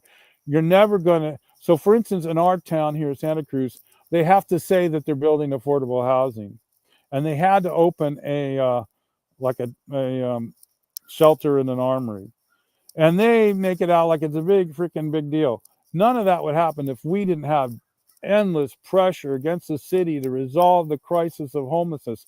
We spent so our city council meetings are the second and fourth Tuesday of the month, and so to make it easy for organizing, we just had a camp out at City Hall every Tuesday for 2 years, and it got to be a place where it was a sanctuary for unhoused people to camp with us. So half of us were originally that were camping there were housed people, and the other half were unhoused people. Eventually, it became a housed community, unhoused community, right there in front of City Hall. Of course, they had to create all these new laws and stuff, but also they had to have a commission about how to solve homelessness and blah blah blah. Or we would take over homeless people would take over a huge abandoned lot and start living in it, and then we would defend that against the city. We ended up actually starting we sued a couple of times the homeless union. I'm one of the directors of the National Union of the Homeless, the California Union of the Homeless, and I mostly actually really spend my energy on San Francisco Union of the Homeless. And like we do every year, we'll be having the memorial for the homeless and reading their names on December 21st, the longest night of the year. And I think a lot of homeless unions across America will be doing that. There may be doing that in Orlando as well. I'm not sure. But anyway, the that longevity, and first doing it simple. See, that's the thing about I remember somebody wrote it the chapter on Food Not Bombs for recipes for disaster. I think that's an AK Press book. That's a good manual for mutual aid, is recipes for disaster. My Anarchist Cookbook, which I also wrote, the real version of it, that's really good. handbook on how to do mutual aid. Because in that book, I talk about a lot. Well, both Hungry for Peace, Recipes for Disaster, and the Anarchist Cookbook have, how to, like, I realized that I even have sections in both Anarchist Cookbook and Hungry for Peace on how to organize a meeting, how to organize a tour, how to organize a concert, how to DIY. Where we were in, when I was starting Food Not Bombs, we were DIY. DIY was like a punk thing, right? That we're, like, we're not going to sign with a label, we're going to do it ourselves. And then it evolved into DIY and mutual aid as we're seeing it today. It's amazing. When DIY first started becoming like a common thing to say, I was like, wow, that's hardcore. And, another thing you had made reminded me of something else in a comment you made. When Food Not Bombs first started, the first, I would say, first 20 years, the reason homeless people were homeless according to the way society was organized is because they were sinners and they were not close to God. And had they been close to God, they wouldn't be living on the streets. That was kind of the energy. And that's, you had to go to the church and you had to get the food. And then if all you'd have to do is you prayed before the meal, you could get out off the streets. You would no longer be homeless. Then that stopped happening. Then it became that you're homeless because you're a drug addict, an alcoholic, and a mentally ill. And they got rid of this, you're a sinner part of it. And so the last 20 years have been that it's still always your fault. The system has no role in it. Not the fact that many homeless people that I know are clean and sober and only have any kind of issues, mental health issues, from the fact of post-traumatic stress disorder of living on the streets. If you live on the streets any amount of time, you're going to have mental health issues directly related to no sleep and to freezing all the time and having no stable place to be and having to watch your stuff so it doesn't get stolen. And they say, oh, all the homeless are mentally ill. Man, there is not an American alive that would not start having issues, emotional issues, even an hour after, like, realizing they're not going to be living inside anymore, let alone like weeks and months and sometimes years. And that's the other thing.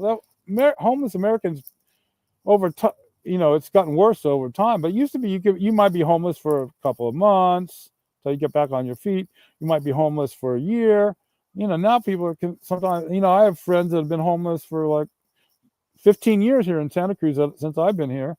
And, but I occasionally see, people get off the streets. And it's beautiful.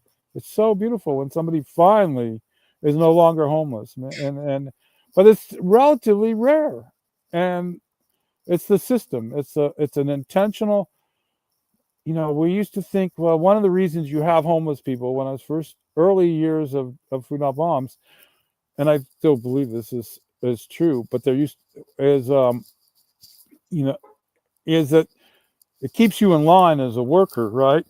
You're going to take your $7.50 an hour, and you're going to work an extra 2 hours at no pay, and you're going to maybe, have sex with your boss or whatever the heck it is. So you do not become homeless, because you see that, the other option is homelessness. And it's like a really strong message to American workers. And that's, of course, that's a lot of the reason for the Obamacare being such a important aspect of maintaining capitalism, but also an important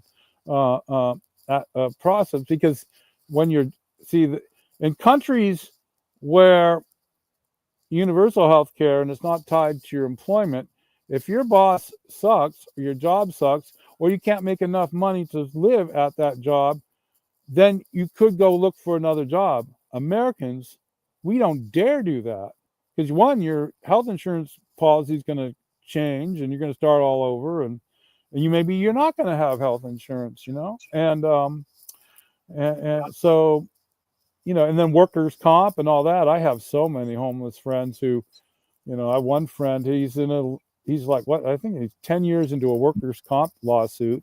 He's still living outside, and he got injured building buildings here in, houses in Santa Cruz. So he can look at the house that he helped build that injured him, but he can't live in it, and that's pretty common. It's incredible. Yeah. One of the things I want to share is this. I love this. I love this quote. This is one of my favorite quotes, and I apply this to the life that we hear in the United States. You probably heard this one before. It says, "When a flower doesn't bloom, you fix the environment in which it grows, not the flower." Yep. And this goes into when people talk about, oh, it's your fault that you're homeless. Is it 600 plus thousand people's fault? Yeah. Is it actually their fault that they're homeless? 40 to 60% of people who are unhoused have full-time jobs. Is it their fault that even though they're working, that they're homeless? Yeah. I have a friend, Crystal, who works the night shift loading UPS trucks. And the day she's a sampler at Costco, about 3 blocks away, and she lives in the woods halfway between. And she has money, and they won't rent to her. That's the other problem for homeless Americans is you are homeless, you're criminal, right? Unfortunately. So you're going to have tickets, and they're going to have the worst FICO score you've ever seen. And so she can't rent. I have another friend, he finally got a car, and he had his full-time job, he got a car. But when he got the full-time job, they started garnering his wages to pay for his camping tickets. So he had like $200 a month taken out of his wages because he had been homeless, and they were giving it to a collection agency who was hired by the county of Santa Cruz. The barriers are insanity, endlessly. Or another common ones, so when Clinton became president, they started that was when the homeless industrial complex really kicked in. And he adopted, like Obamacare, which is a Heritage Foundation program, the welfare to work and all that. And it's like this obsession with means testing that, you don't want homeless people getting one over on the taxpayer, although you could have a $21 trillion missing money out of the Pentagon. No one cares about that. But you don't want my food stamps now are like $83 a month, I'm no less homeless now than I mean, it's the same thing, I'm a couch surfer, I'm an upper class homeless person because I can live on a couch. Woohoo! But but in this town, I tried to rent a place for $800. It was the top bunk in a room with 2 other college students for $800 a month. I'm like in my 60s. I was like, man, I'm going to climb on a top bunk for $800 a month I got to go to the bathroom all the time. This is insanity. That's what's offering you. And, that's the kind of America. America is broke and poor. And like when I started Food Not Bombs, like I say, that we had 30 people come to eat with us. There might have been 50 homeless people in Boston. You ever go to Boston now? There's a lot more than 50 homeless people. Did urban camping become the craze? Was that in Vogue magazine or Outdoor News or something? And everybody, woohoo, I'm going to move to the streets. It's the best thing to do. Save money. But then that's the other crazy thing. It costs the taxpayer so much more money for homeless people than it does if they were all housed. So here they're like doing means tests and, we can't give you Section 8 because of blah, blah, blah, and da-da-da-da. But if they just gave everybody housing, then how many people, this is common too. I had one friend, he had like this cyst on his rear end, and he was laying in absolute pain on the sidewalk and next to his bicycle and all his belongings. And it was he was screaming after a while. I'd walk by and I'd go, man, you're still screaming. We need to get to the hospital. He wouldn't go to the hospital. One of the reasons he wouldn't go to the hospital, because if he took his bicycle, he would lose his bicycle and all his belongings. Right? If you're homeless and you go to the emergency room, you're going to lose everything you own. That's just a fact of a matter. So here you have and then the emergency room is the most expensive way to deal with people's healthcare problems. Why not have them in a house? That person would not have had emergency surgery. He ultimately would not have. Fortunately, we took all of his thing to somebody's backyard and guarded it for the whole, 6 weeks he was in the hospital. So when he got out, he had it. But not everybody's, we kept asking, why aren't you going to the emergency room, man? You look like you're about to die. And and it turned out the reason is he wouldn't part with his belongings because he knew that if he went there, he would lose everything. So there's like, imagine every sick, and it's not easy staying healthy on the streets with random meals and freezing cold and rain and never sleeping, and I want to go back to another thing so when my grandfather was stationed in Burma, one of his jobs was to set up the heroin distribution from Burma to the United States. And then he told me that the purpose of that was, from his point of view, part of it turned out they were trying to make a lot of money for what would become the CIA. That was one of the ways they bankrolled the founding of the CIA. But the thing was that the GI Bill after World War II was two-tiered. One for white people and one for black people, right? And they knew since black people and white people were dying together in trenches and on ships and everything, that the black community of America would think that they should have the same exact GI Bill as white people so they could buy housing and stuff just like white people.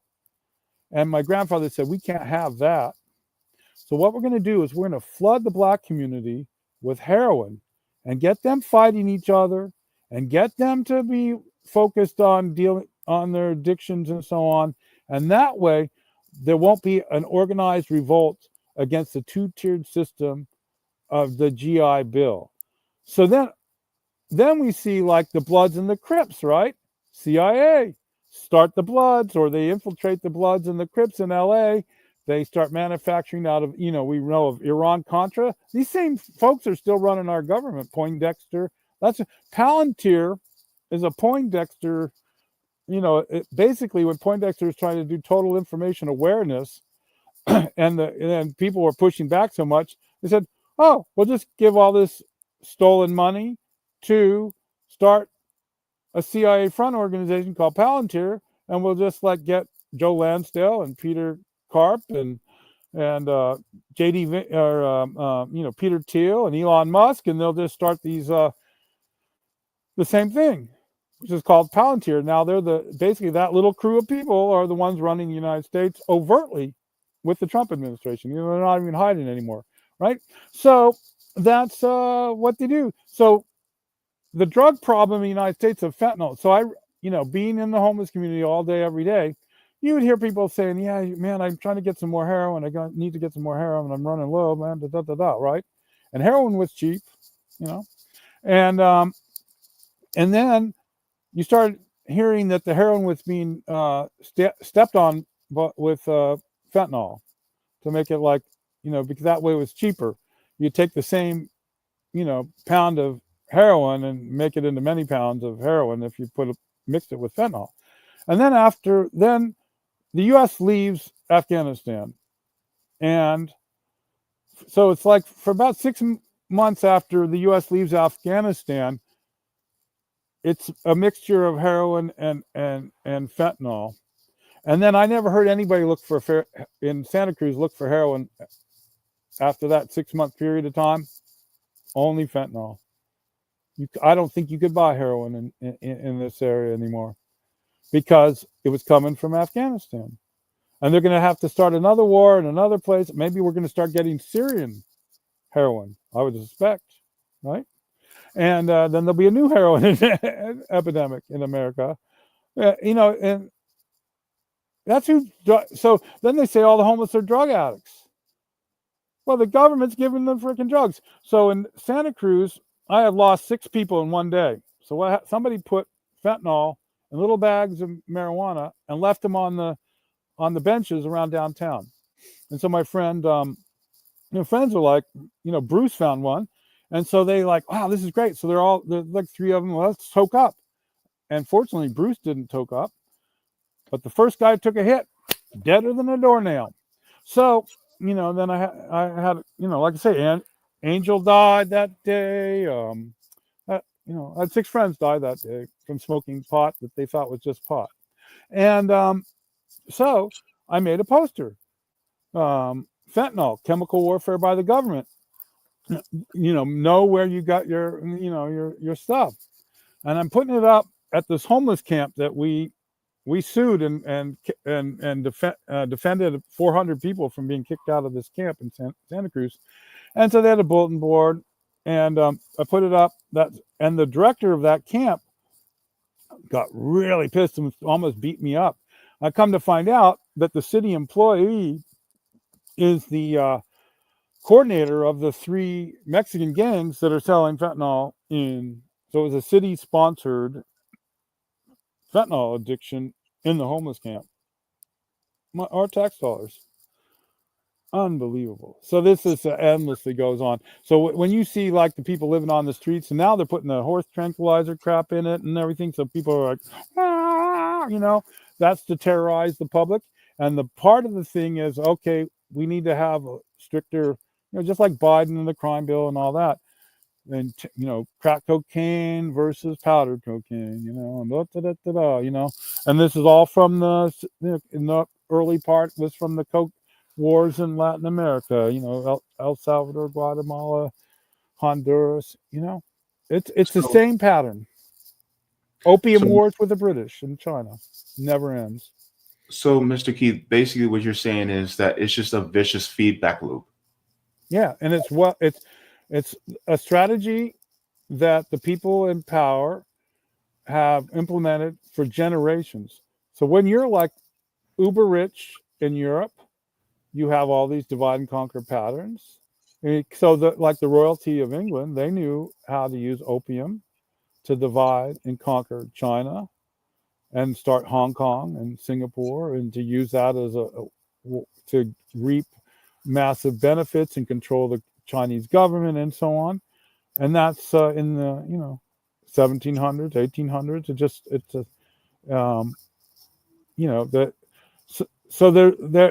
That's the way society runs, and these people are born into it, and then they hire people like the CIA and Palantir. So these uber billionaires like Joe Lansdale and Alex Karp and funny, my best friend invented Carl Chesky. He passed away a few years ago, but he invented he's a software. He was an amazing software designer. He started designing software for computers in the 50s, and he figured out how to do secure online payments, which we now think of as PayPal. He's the one that wrote that first, but he was an anarchist, so he gave it away. And he also encrypted the Committee in Solidarity of the People of El Salvador's computers, made it so we couldn't be broken into by the FBI. And one of the proudest things, and we read it at his funeral, was the FBI memo that said that it was impossible to break into any of the computers that Carl Chesky had put security on. They couldn't do it. And he said it was very rare they could not break into a computer, but they couldn't break into his, the ones that he secured. And yeah, it's amazing. This is how our world works. So that's why decentralized, non-hierarchical community projects like mutual aid, where it's everywhere. Sure, we're all being spied on. We get infiltrated like crazy. I deal with at least 1 or 2 infiltrators every few months that I have to kick out of my organization. I kick them out not because they're infiltrators, but because they do what infiltrators do. That's an important feature, right? So they all have, there's about 60 different plays that the security companies do to undermine, all, not only right-wing but left-wing, organizations. Really, quite frankly, mostly left-wing. It's like Nazis are pro-capitalist. I think people might want to, all these laws against, people are not really for Nazis. They're for us. And that's because we are the threat, not their allies, But they make it out like it's because we got to suppress the Nazis, or look at, in my opinion, from direct experience, is like these groups that are, like the Proud Boys are now Antifa, Antifa very early on became an FBI front organization, even though I had friends that helped found it, you know. But it was immediately the FBI sees an opportunity. You're wearing masks. You're militant. So why don't we just divert your attention into some crazy ass thing that is politically, insane. So good-hearted people trying to do something good. One. So I was at the National Cathedral at a planning meeting for a big protest at the Pentagon. And that protest happened on the day that Carter tried to free the hostages out of Iran. And there was somebody comes up to Michio Kaku, who was one of the people helping organize this action, and to tell him about the Greensboro massacre in Greensboro, North Carolina. And he was in that was the communist group that he was a member of, and his comrades were killed in that massacre. And how did that massacre happen? Well, the feds joined a Klan organization, and they got the guys all excited to go shoot some commies. And so they show up, and the guy, I think it was alcohol, tobacco, and firearms guy, was the informant. So he takes out his gun and points it towards the protesters. Well, of course, the Klan guys, I think about 6 of them were with him. They pull their guns out at the same time. Of course, the Fed doesn't pull the trigger, but the other guys do. And it was because it was a setup that those guys didn't get much time in prison for killing 7 people, I believe it was. But this is an endless pattern. Wow. Man, there's so much information like condensed in this conversation. Oh my gosh. This is impressive. I promise you 45 minutes or over an hour over. I told you had to be careful with me. Oh man. But it's valuable information, especially when it comes to movement building. So just to close out, one of my questions is, where can they find you? What, do you have any, upcoming projects coming up that you can inform people about? And, so that they can connect with you, so that they can see, how to be able to push for more mutual aid on the ground. So they can find me at foodnotbombs.net.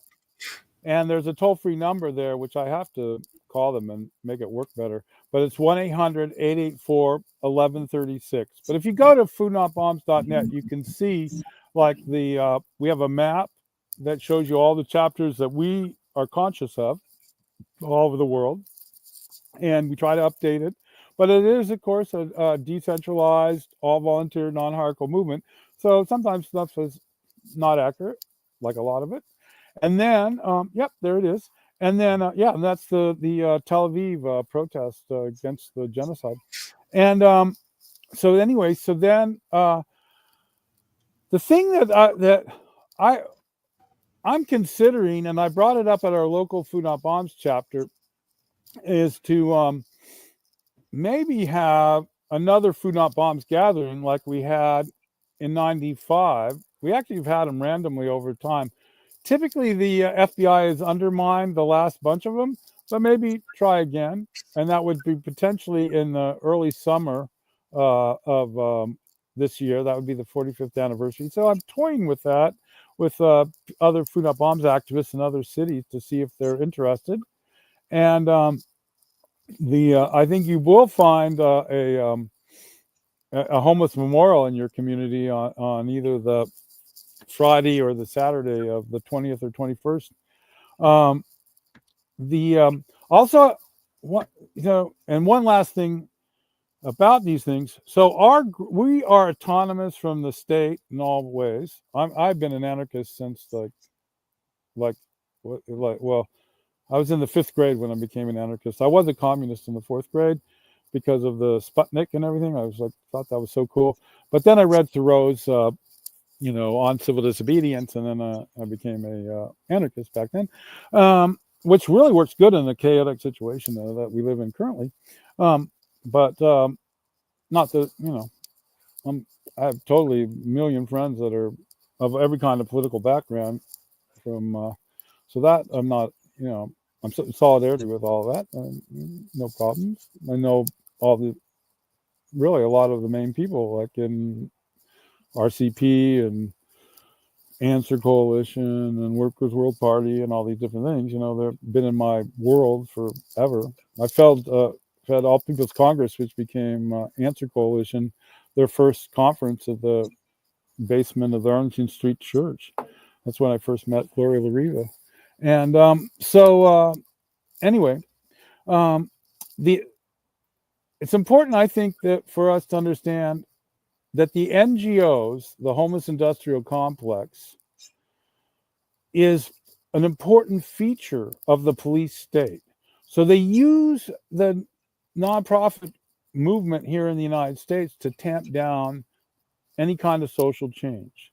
I worked for United Way when 9/11 happened. I was fired a few days after 9/11. And then I was put on a blacklist by the FBI and banned from employment in the United States as a direct result.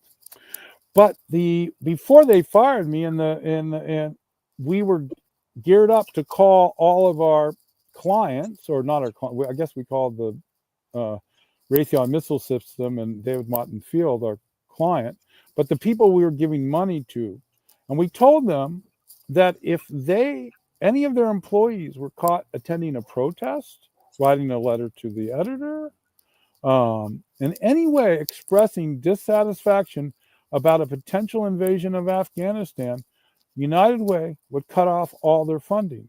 So all the directors of each of the charities that we provided food for, or money for, had to give that little lecture to their employees. That's thousands of people in southern Arizona that had to remain silent because they didn't want the disabled children they were taking care of, or the senior center they were running, to lose their funding. It's exactly the same pattern, say, if you want to overthrow the Ukrainian government. You have the National Endowment for Democracy, George Soros, who's oddly enough now going to be the secretary, his guy's going to be Secretary of Treasury under Trump. And then you just pay for these NGOs, and you subtly have the so-called pro-European point of view, anti-Russian, whatever it is. So all these nonprofit groups are part of the police state.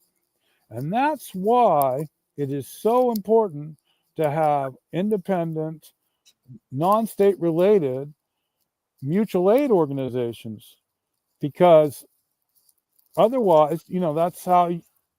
So, for instance, the nonprofit groups that are feeding the homeless in our county, and I've seen this all across America, when there is a political direction that needs to go, they either withhold the food or they give you more food, depending on what they need to manipulate, right? They're the gatekeepers, and then also it diverts all these well-meaning people. And even a thing like here we have surf riders. This is a good organization. They're trying to save the Pacific Ocean from being polluted. Sadly, they are not that effective because they don't have an analysis about capitalism and who is polluting it. They go out and pick up trash off the beach and stuff like that. But it takes like a whole bunch of people that otherwise would be challenging the state and the corporate power who are destroying our oceans to keep them busy on some good project that they feel good about. And these are good people that would normally, if there wasn't like a nonprofit group for them to join to allegedly solve the problem they're most concerned about. It's just like with the Democratic Party. The Democratic Party will start doing like all these AstroTurf opposition groups, resistance groups to Trump, right?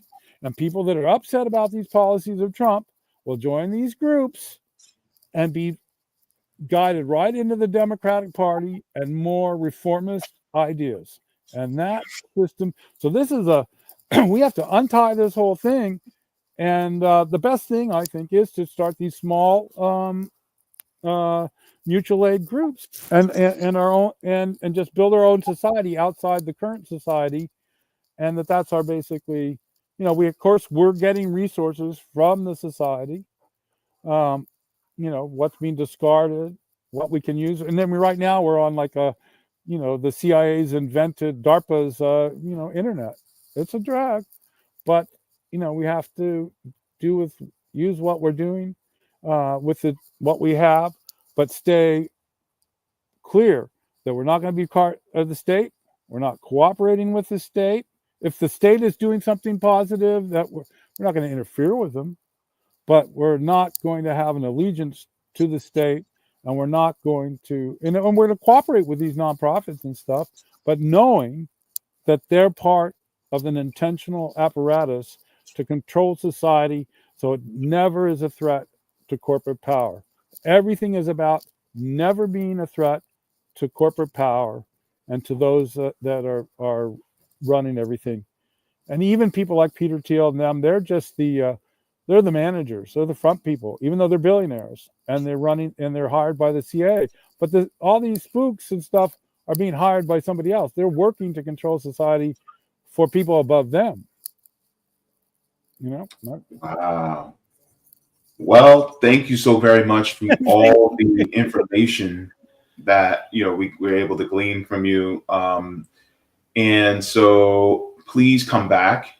I don't want you to be a stranger, because there's a lot more information that I'm sure that we can kind of wring out from you, because I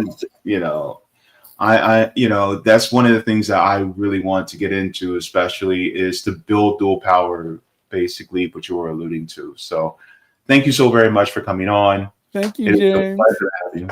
Oh, I was so excited you wanted me on. I was like, oh my God, somebody famous is gonna have me on. I was so excited. Yeah. And I hope to see you on more independent media too, because they need to start having more people on who are doing work on the ground. And so I hope that we're setting a trend. So I would love to be on the rest of the network, and kind of funny. I'm not on more, but I don't, it's the way it is. I think I might have something to say, and some people don't want me to be saying it. I want to say this, but I don't want to open up into the can of worms, but the hell with it. I'm gonna be honest with you. I honestly do think that there are some people who are associated with the deep state they say that they're part of independent media, but they're not actually independent media. It's just a facade. Yeah. That's a whole nother conversation we can get into, but I feel like there are infiltrators in independent media that make you think they're independent when they're really not. Absolutely. Yeah. Yeah. But and there's, for instance, I don't need to be on a national stage someplace. In fact, I kind of try to be a little bit lower key, because the last thing one wants to have is a charismatic personality driven movement. That is a very negative thing. We saw it with MLK. We saw that with Malcolm X. That doesn't help. And because you need to be horizontal, everybody realize they're equal. Everyone realize they can have the initiative. But at the same time, it's kind of funny that I've been doing this. Like, I've been a radical protester for 50 years. I've done Food Not Violence for 45, and I've never been on invited to speak on a national stage at any national rally ever. I've never been on Democracy Now! Ever. I know Amy since she's going to Tufts University. Never been on Democracy Now! Yeah.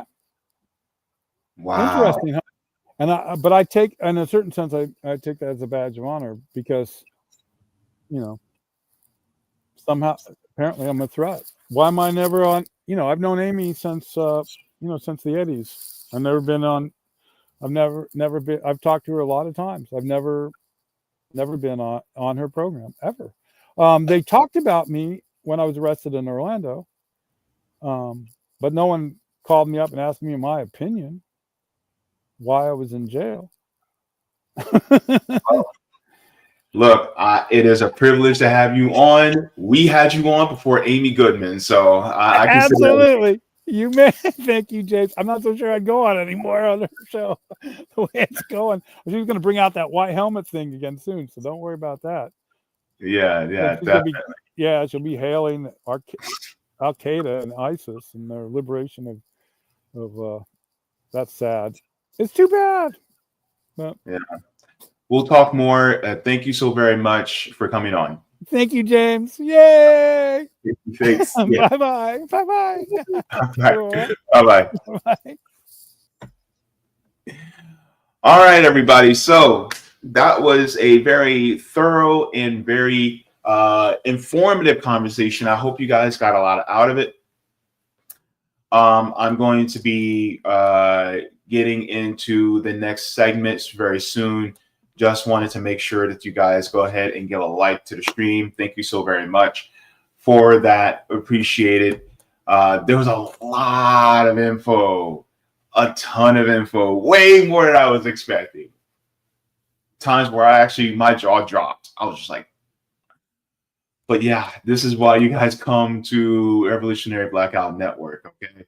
All right. So let's get into let me get into this. Zoya, I don't think I'm able to make the meeting, even if we did have one.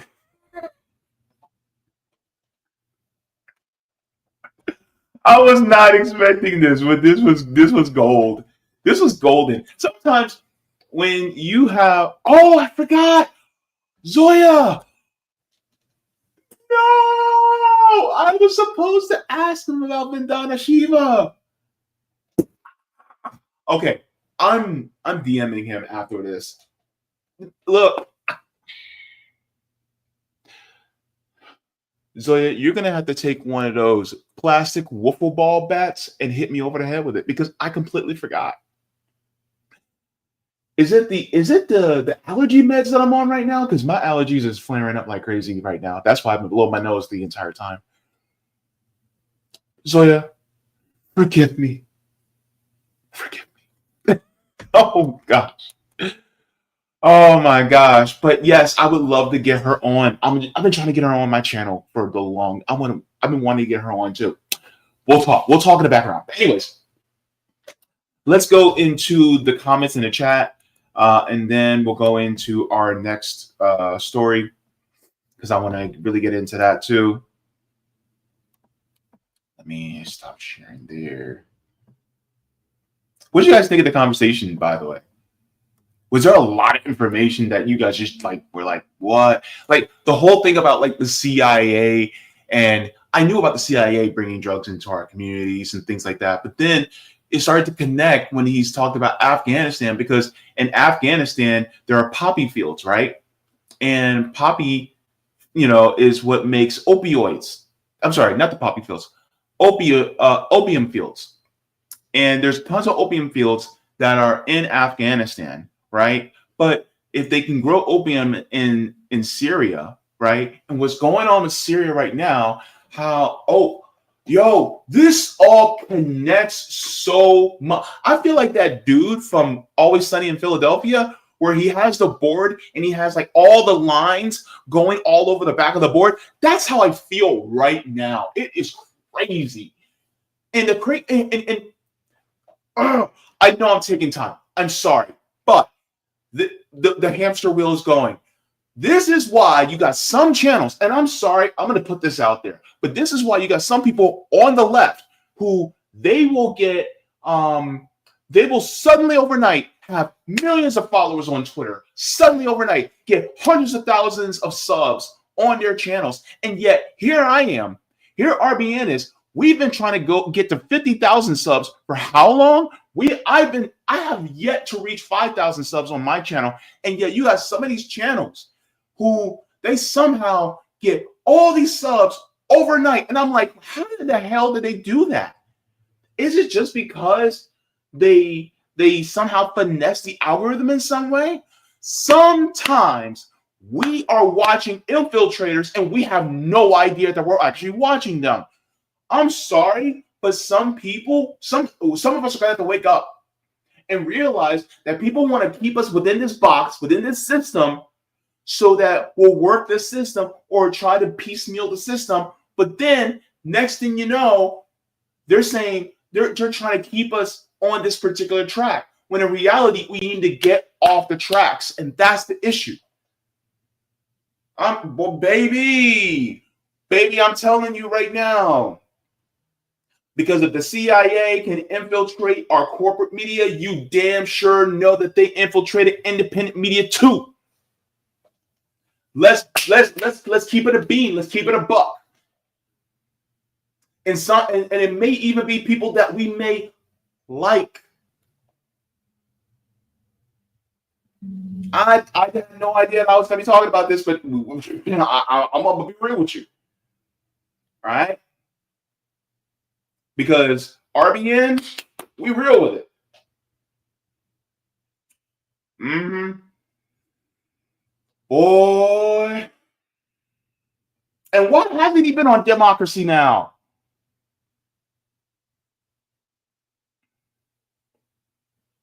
Why haven't some of these big channels and independent media have had him on yet? Why are we the first ones at this size to have him on?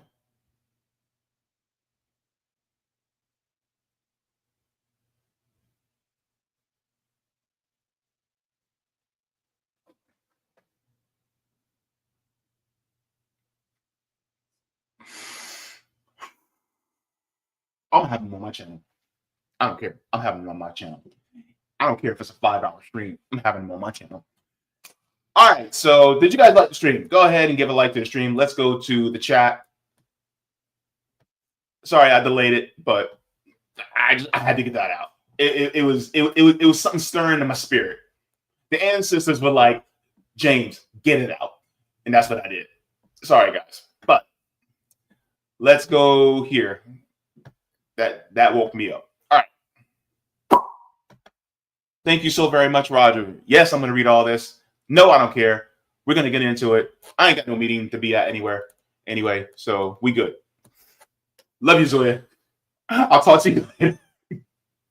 Roger says, the man mentioned just like everyone about the Trump administration, like any Republican administration wants to privatize and hand over the federal government to companies.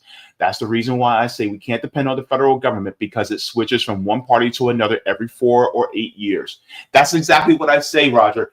That's how basically you and I are saying the same thing, is that it vacillates between Democrat, Republican is to keep you on that same track every 4 to 8 years so that you stay within the system. This is why I talk about leaving the duopoly or in addition to, and furthermore, going outside of the system and building dual power like we were just talking about with Mr. Keith McHenry, right? See, this is why I love all of y'all who are viewers, because y'all get it. Y'all get it so good. Let's continue. Okay.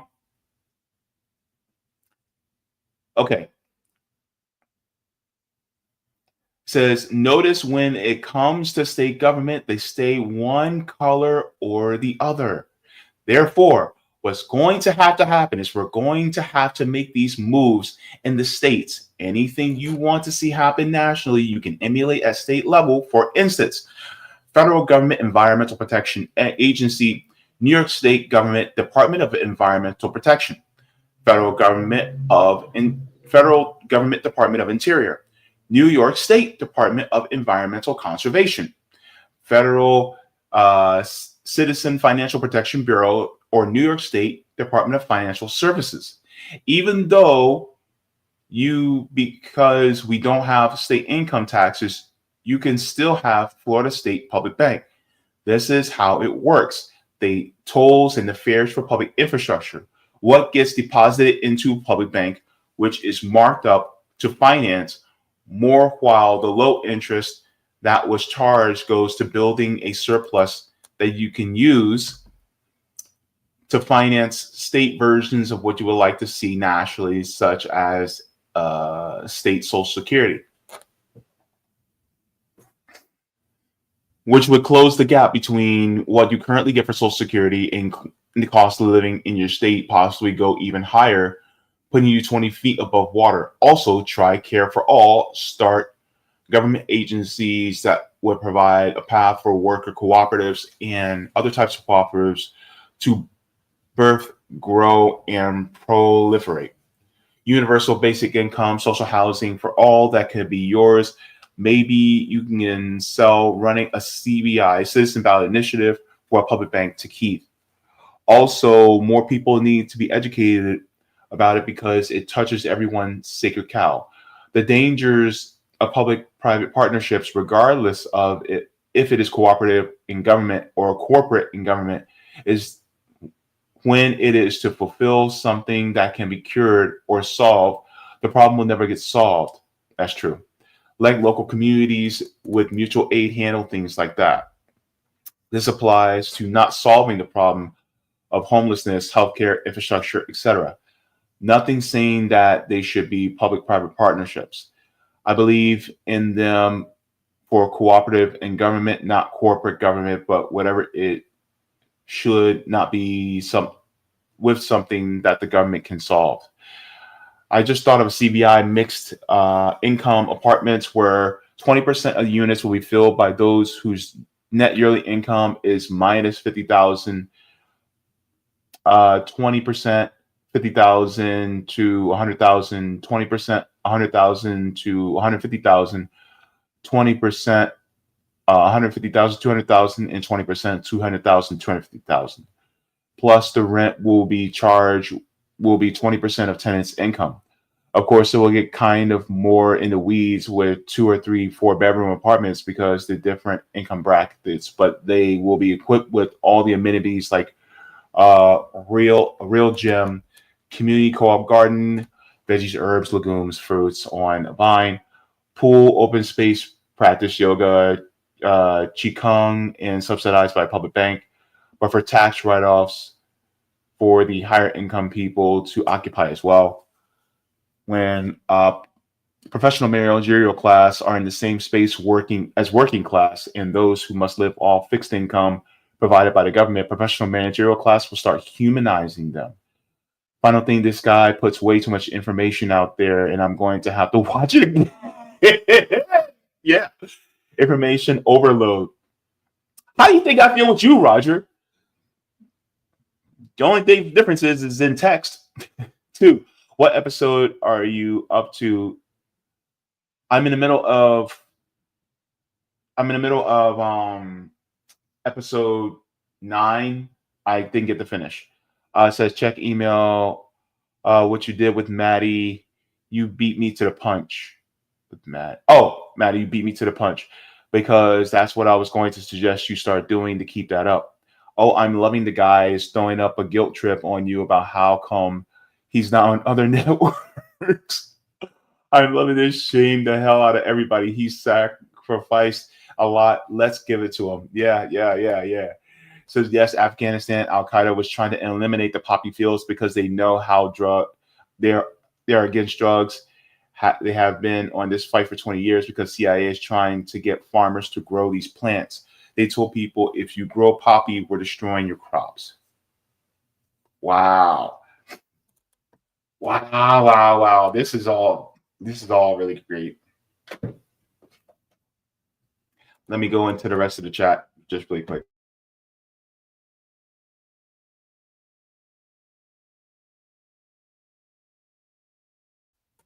Sorry, y'all. These allergies are killing me today. But we shall press on. Let me check to see if there's any Rumble rants. Looks like we're good. Yeah, we're good on Rumble for rants. Okay.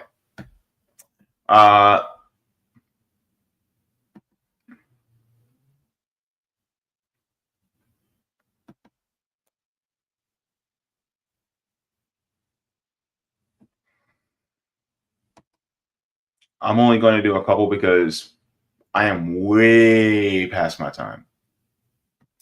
Island Vibe says the austerity politics began right after the Civil Rights Act took effect, and by the 80s, it had spread to affluent cities like Boston. Oh, by the way, one of the reasons why we actually do not have universal healthcare is because if we would have had universal healthcare, then it would have affected Black communities. And actually, even though he's kind of a shit lib, Tom Hartman actually talked about that, which is true. They didn't want us to have universal healthcare. That means that we would have got treated equally, for the most part, as white people. And so to keep the working class divided, you have to have tiers. And so which is one of the best ways to tier a system is health. So that's also another reason why they also do that too. So they don't, because race and class are intertwined, and so you have to have, identity and class are intertwined. So in order to put certain people above another, you also have to include their identity too. And so because you have to look down upon somebody in order to feel superior, right? So this could be race, for instance. This could also come down to immigration status. This can come to gender identity. It can come to gender. It could come to sexual orientation. It can come to the difference between people who are neurotypical and neurodivergent.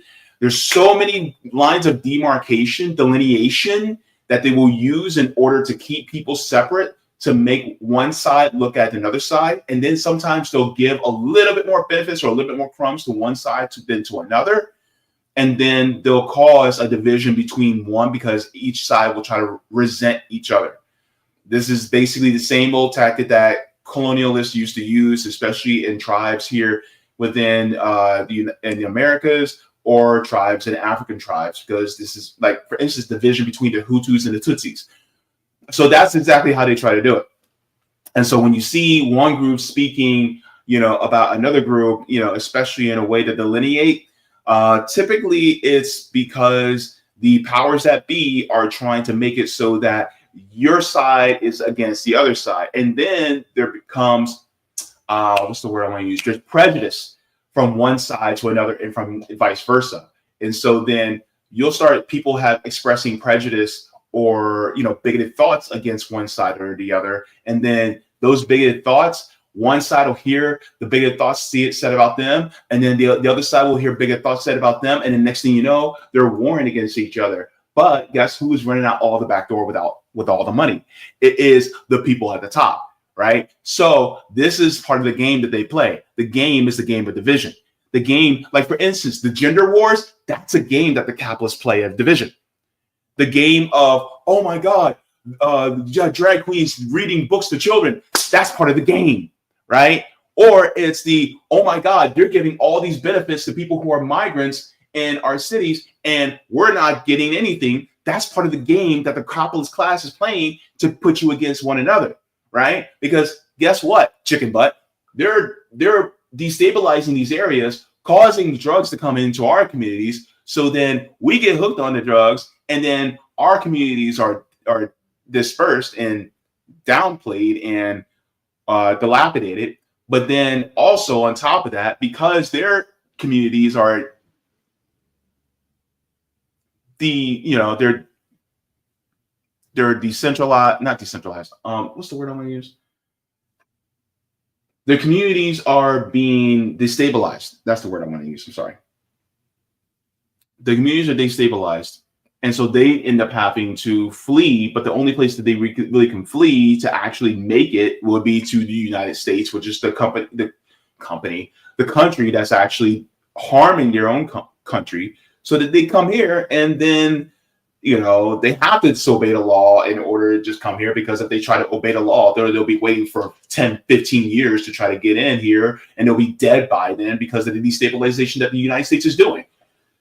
And then they come here and then they get just a little bit more than the rest of us who have been here for a long time. And then we start to resent them. And then we say some stuff about them. And then they start to say some racist, anti-Black shit about us. And then we hear about it, and then we start to hate them, and so then we're against one another. And next thing you know, who's the one who's actually coming running out the back with all the money is the people who pitted us against one another. It is diabolical and brilliant at the same time. Sorry, I don't know what the hell was inside that tea, but it is diabolical and brilliant at the same time.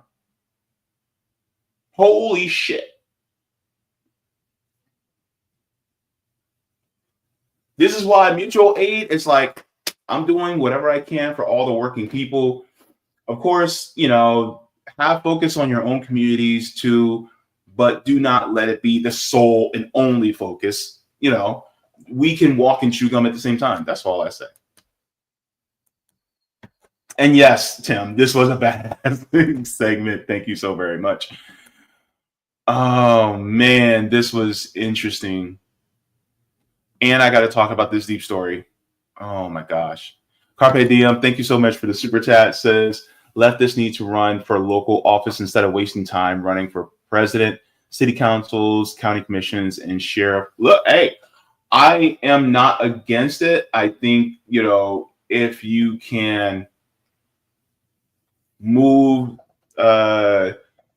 local communities in that way in order to,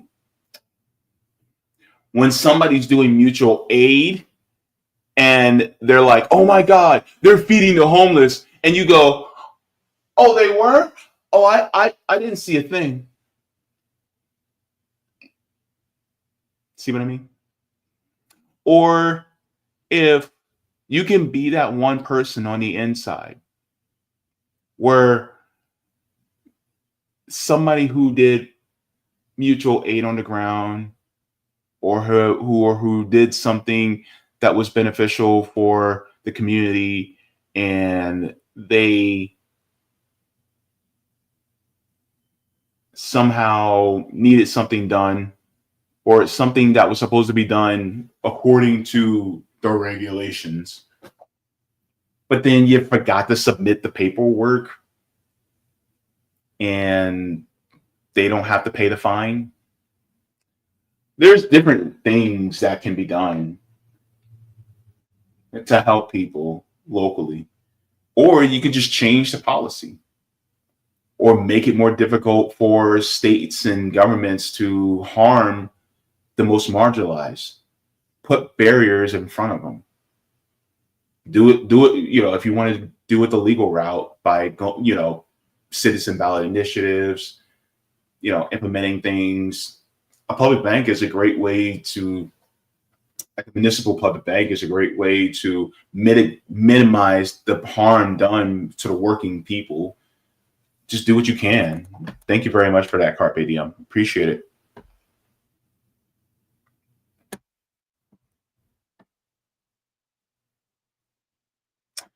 Yeah. Catarell says government patent info on all is available on YouTube on government channels, whether modification is real. I don't know about that, but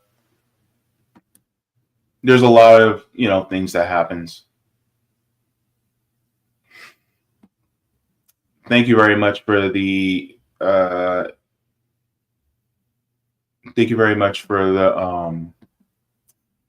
tip, Sensei. Appreciate it. Holly Billingsley says people are afraid to open up a conversation with him. If you're afraid to open up a conversation with Keith McHenry,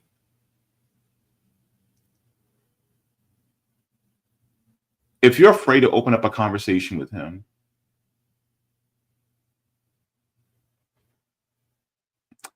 that gives me pause.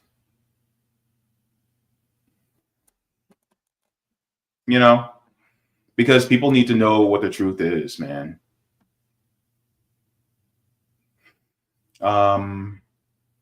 Okay, let me go to the next story because I need to get into this because I'm way over time. But he was only 15.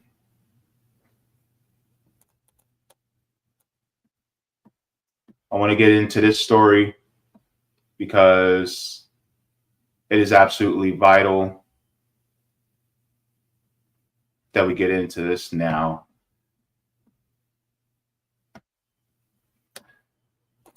I'm tired of seeing mothers crying over the death of their children because of what the police has done.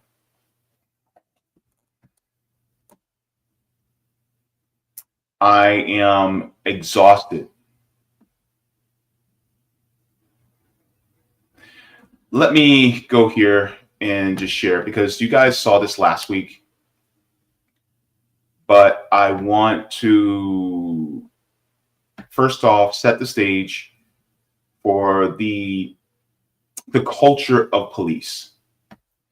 So I had on Nick Salikis on last week. Nick Salikis was a former police officer. And so I wanted to talk to them about, policing and the culture of policing. And Nick was also a police trainer. And they're going to talk about the culture of policing, and then we're going to get into this story. So let's get into it. What are you talking about? Like, how would you respond to a police officer, a random police officer that comes in and says they have empathy? Because my thing is, somebody who's empathetic would, like, for instance, let me share this article. Somebody who's empathetic wouldn't have shot a woman in the face. Yeah, because they don't have any. If they don't have to have any empathy, when we're talking about when you're a police academy, firearms is a lot longer training than, we'll say, firearms is longer training than physical, than having to like physically fight. Firearms is a longer training than like community policing. Like firearms and physicality are more physical, and you're taught to.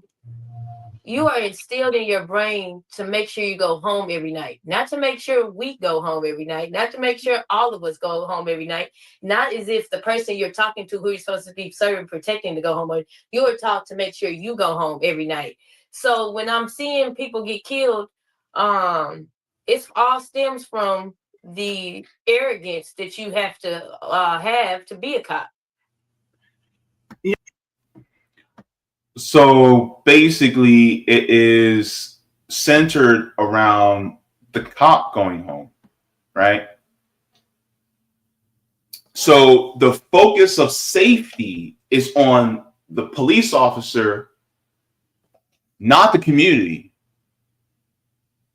Because if the focus is, oh, you need to make it home every night because you're a cop, then everything else is secondary. The safety of the community is actually secondary to police.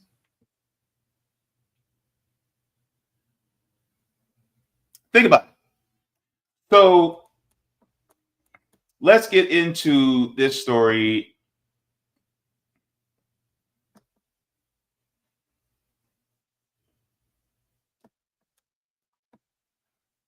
It's going to be heavy, but. And we're also staying on top of it. Let's go into it now. Breaking news we told you about out of Akron about 2 hours ago. Akron police released body camera video that shows the moments police shot and killed a 15-year-old boy they say was armed. Jazmir Tucker's family also spoke tonight. Kaitor K has been in Akron all day. Kaitor, what does this video show? Well, they released 3 body camera videos and 1 dash cam angle, running about 30 minutes in total. There's no audio in the first 30 seconds of the body camera videos, and they say that's because when they turn on the cameras, the units need time to buffer. You can see an officer running and lift his gun during those 30 seconds. By the time the audio turns on, you see multiple officers move in on Jazmir Tucker, yelling at him. Put your arms out. Suspect, put your hands out to your side. So I have to kind of skip that a little bit because I can't necessarily share body cam footage like that.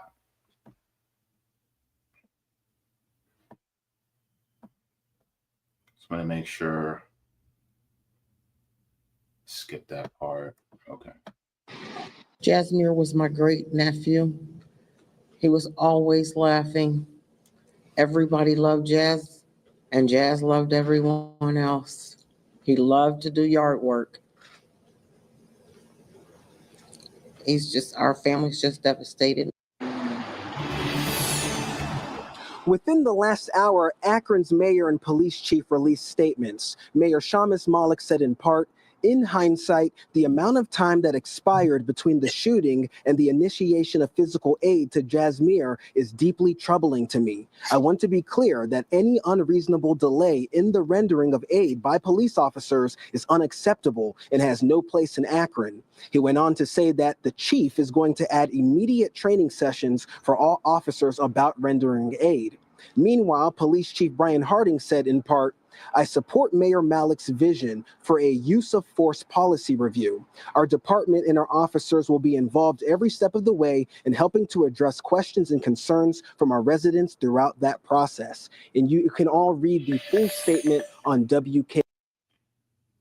Okay, so that's basically what happened. And people think it's just an open and shut case. 15-year-old was found on Thanksgiving evening. Police were outside, doing paperwork. They heard gunshots. They found this 15-year-old and they saw him with a gun, right? Apparently they saw him with a gun, but that's not what the body cam footage shows. I watched the body cam footage.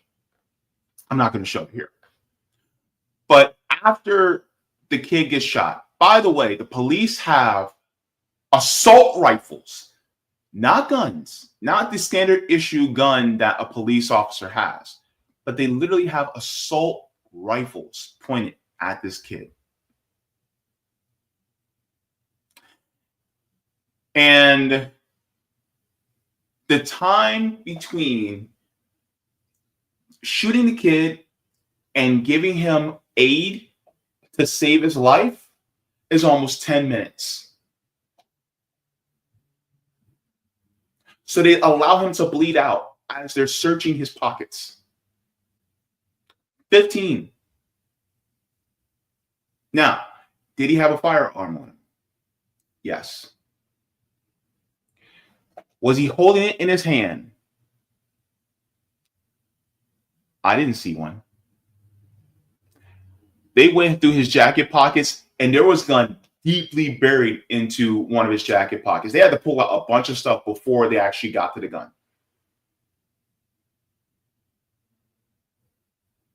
Mind you, Ohio is a concealed carry state where you don't need a permit.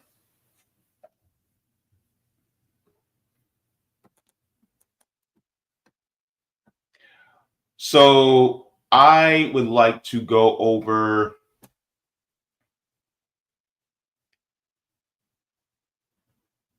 I'm going to go straight to the family and their attorneys, because what's important is the family of Jazmir Tucker speaking out against what has happened. And there's the press conference that they had. I think that's what's most important, because I can hear from authorities all day long. Just because the authorities speak doesn't mean a damn thing to me, because the authorities, they will paint a narrative that works for them, not for the actual safety of the public or the victims. So let's go. Good morning. This is Jazmir Tucker. His family and friends called him Jazz. And last Thursday, while many of us were celebrating with our families, spending time with loved ones, Jazmir was shot and killed by Akron police. He's dead and he doesn't have to be. Now, I'd like to introduce to my right, Jazmir's mother, Ashley Green, and also to my right, his great aunt, Connie Sutton. My name is Robert Gresham with the Cochran firm. I'm here with Stanley Jackson, also with the Cochran firm. We'll be representing the family along with our partners, Michael Wright and Sean William in this case. Now, while I'm here as an attorney, I can't help but separate myself from being a father, because it puts me in the place where this family is of losing a child. No parent should ever have to bury a child. No parent should ever have to outlive their child, especially when it's unavoidable. Excuse me, especially when it's avoidable. And what can't be lost here is Jazz, he was a child. He's 15 years old. He had his whole life ahead of him. Now, last night, the city of Akron finally released the body camera footage, which they are legally obligated to do so the last minute. Now, we're left with more questions than answers, as we often are in these cases, but a number of things are disturbing and stand out. First thing is, these officers clearly engaged Jazz with aggressive intent. Why do we know that? Because of the use of assault rifles. And I appreciate the mayor's statement with respect to this shooting and the addressing of that particular aspect of this case, because unfortunately, this is the culture of Akron police in this city. And I guess we shouldn't be surprised by this culture, because the city just got finished experiencing a case in the Jaylen Walker case where 8 officers were exonerated by the police department and released back into the public.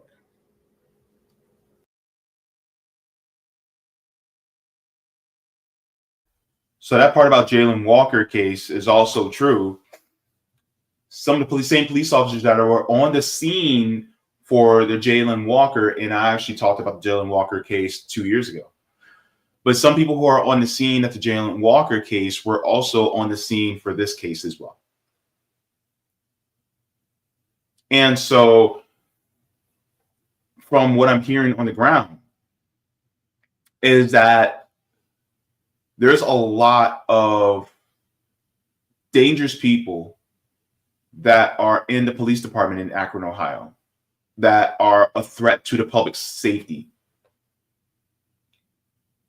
And this is why, for instance, I talked to the Ohio Coalition to End Qualified Immunity. This is why they're trying to end qualified immunity, because qualified immunity would not just end for police, but it would also end for people who are in public positions of power, who keep the system in place.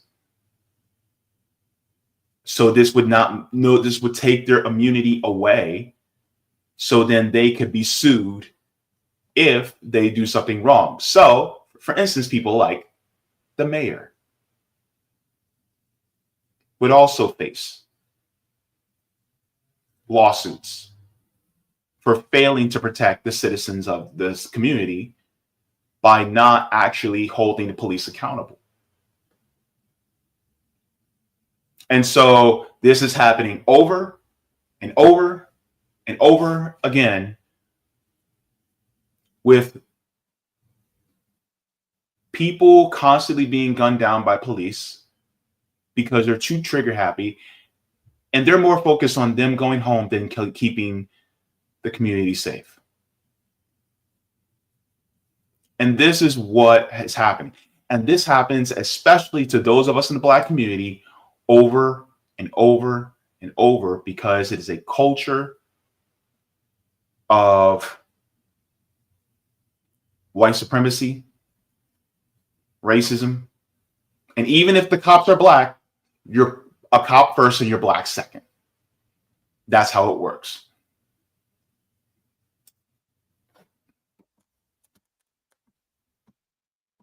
Let's continue. So we can't be surprised that we're now here after that aggression has now resulted in the loss of a young man's life.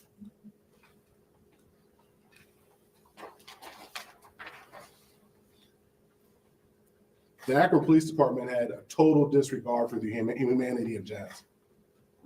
They failed to provide timely aid, which is in direct violation of their own use of force policy.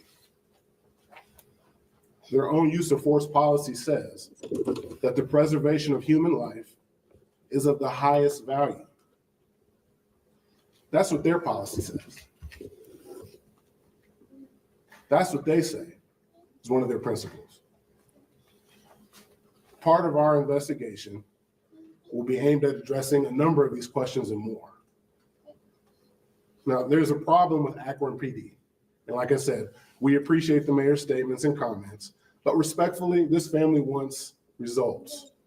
We want accountability, and we want them to deal with the consequences of their actions for the officers involved. This city failed to hold officers accountable in the Walker case, and now we're here. These two things they're not unrelated. What the city has done historically matters. And what the city has done historically has resulted in where we are today. Driving around, hopping out of cruisers with assault rifles and gunning down 15-year-olds is not protecting and serving. And that's what police are here for, supposedly, to protect and serve. One thing that needs to be made abundantly clear is that you can actually go and Google this yourself, is that the United States Supreme Court has deemed that the police do not have a constitutional duty to protect you. I did not stutter. Google this when you have time, or open up another tab while you're listening to me. That the United States Supreme Court has deemed that police and local law enforcement do not have a constitutional duty to protect you or me. Look it up. I trust that you can do that yourself. So when it comes to making sure that people like Jazmir was able to get home safe, that was never their intention. That was never their goal. That was never their objective. There was never an objective to make sure that he went home safe. There was never an objective to make sure that Jayland Walker went home safe, or Laquan McDonald goes home safe, or George Floyd, or Sandra Bland, or Sonia Massey. There's never a goal to make sure that they are safe and sound.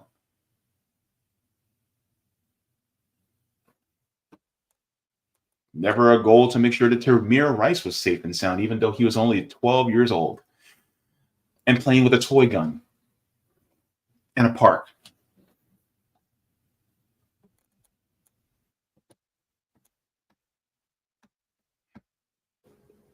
This family is devastated, and it's forever changed. And no parent, like I said, or family member should ever have to recover from losing a child. So that as their attorneys, we will continue to fight for this family. We will seek truth and we will find justice. And we would ask that the community support this family. Now, as far as next steps, which I know is usually a question, this family seeks full transparency and cooperation from the city of Akron in response to the family's questions and requests for information. The mayor has put out a statement indicating he wants answers to those questions. Well, this family does too. So what we don't want to happen in this case is what happens in these cases traditionally, is the city standing in the way of getting the answers to those questions via public records requests. So I want to also direct attention to the young man that's in the middle that's standing. That is Jazmir Tucker's twin brother. He was a twin. And so I want you to imagine this. Imagine your sibling that's closest to you, if you have a sibling.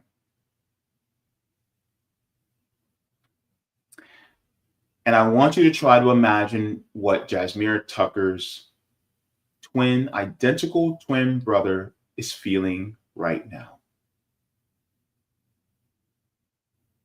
Why am I playing this instead of just the regular police news report? I'm playing this because I want it to be humanized to you. what we go through in this community, what we go through while going through horrific conditions under these plantation overseers we call police, day in and day out. And let's be real, they see our skin, they see in their eyes danger. You know what we see when we see that badge? Our life flashes before our eyes. Not because we're doing something wrong, but because of what they think about us as soon as they see us.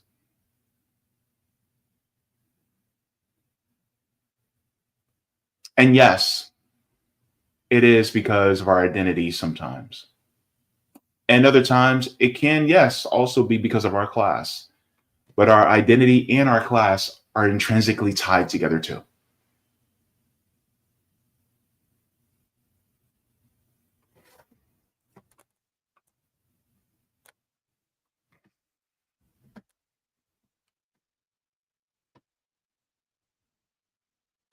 The mayor, if you're standing by your statements, lead this city in giving this family answers. This family wants to push for a full criminal investigation and charges if and where warranted. And finally, a full audit and review of Akron Police Department practices and procedures. And candidly, that's just the beginning.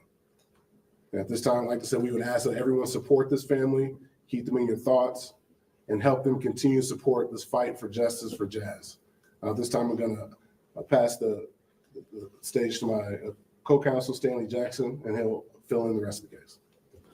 So you guys know Jazz was a young 15-year-old boy with his whole life ahead of him. Ashley Green, his mother, loved him. He loved his mother. He loved his family. His family's here with him. On the night that he died, he spent his time with his family, doing things that 15-year-old kids do. Love eating food, hanging out, playing games. He should not have had to die like this. It's only because the Akron Police Department and the mayor did nothing after Mike Jones' death, after Jaybe Walker's death. They knew that they had an issue with their police department. They knew they needed training. We can go back to prior statements on October 21st that the mayor made that they needed training. And because they didn't do so, Jazz lost his life. Here's the only pushback I'm going to give. No amount of training would actually change it. That's the problem. This is why we talk about defunding the police on the road to abolition, because the thing is, it's like no amount of training is ever going to actually fix that. You would need to completely dismantle the system and then regrow it in the reflection of protection for the people who are needed the protection, the workers, the average people, not property, not for the ultra rich. It needs to be incumbent that everybody needs to go home safe. And who needs to be highest priority is the safety of the citizen instead of the safety of the officer. Because we didn't sign up to be murdered. We didn't sign up to be in a dangerous position. You signed up for that job. We didn't sign up for that. You knew exactly what you were getting into when you decided to grab that firearm and put on that badge. And yet,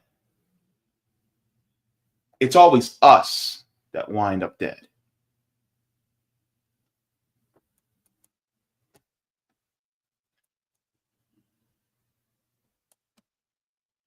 So let's get some more details, because I want to make sure that we get as many details as possible. Shout out to Case Study QB for this one. Must have been tough having to clip this one, but it had to get done. Next hour, the family of 15-year-old Jazmir Tucker will hold another press conference.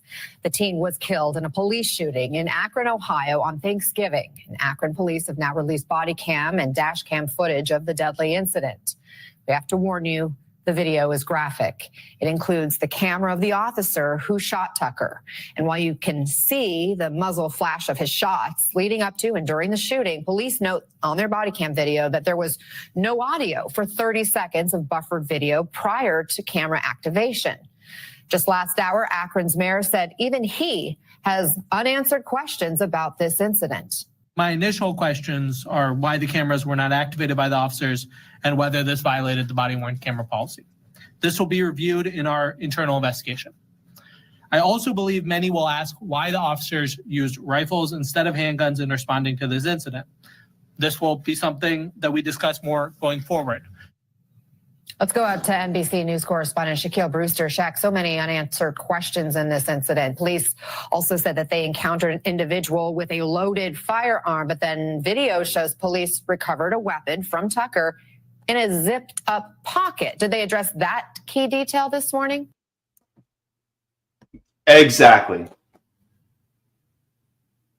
He wasn't holding a firearm. It was in his zipped up pocket. And there was a bunch of stuff in front of it, which means that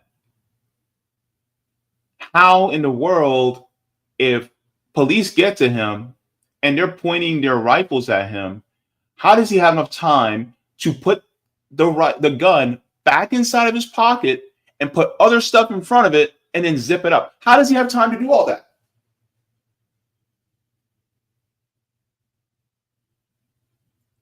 And then get shot. And then, as they're searching him and taking everything out of his pockets, they had to take a bunch of stuff out of it first. Then they recovered a firearm. And in between them shooting him and them rendering him aid, it's over 8 minutes. 15 years old on Thanksgiving night.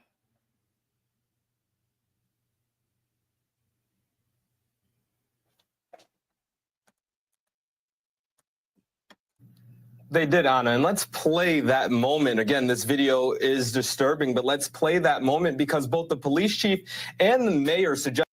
So I have to kind of skip it a little bit.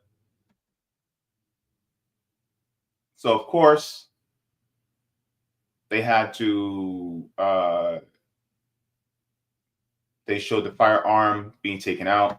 Does it show what they said, or can you hear what they said and what commands they gave this 15-year-old before those shots were fired? The police are saying that this all happened on Thanksgiving night around 11 p.m. They say two officers were in a patrol car essentially doing paperwork when they heard shots fired from outside of the patrol car. When they got outside, that's when they say they encountered 15-year-old Jazmir Tucker. The thing is, though, you heard the mayor say this in the press conference earlier today, that body camera video wasn't manually activated. So it starts up and picks up a little bit late into the interaction just before those shots are fired, and there's no audio attached to that. We heard from his family yesterday, Tucker's family just yesterday.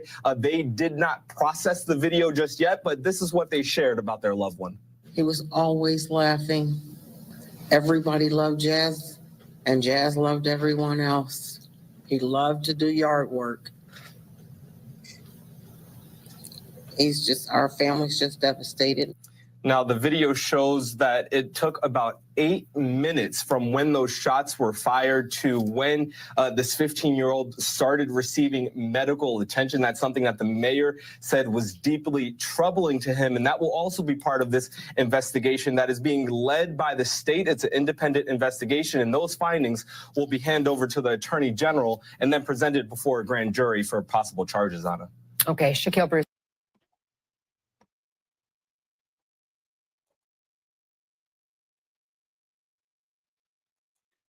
Is this an open and shut case? I sure as hell don't think so. So for anybody who thinks it's just as open and shut, that's not what this is. Shout out to Comrade Ohio for sharing this with me.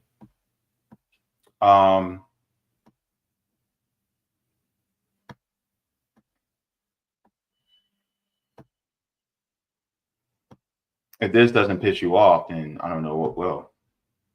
The officers to approach Jazz and render aid. It's got to be the hardest thing about the whole thing. From a mother's perspective, what are your thoughts on that? You know, how stricken are you by that? Extremely hurt that I couldn't help my baby. It hurt me to see that no one helped my baby. Do you think that that's the biggest failure in this whole? So she said, no one helped my baby.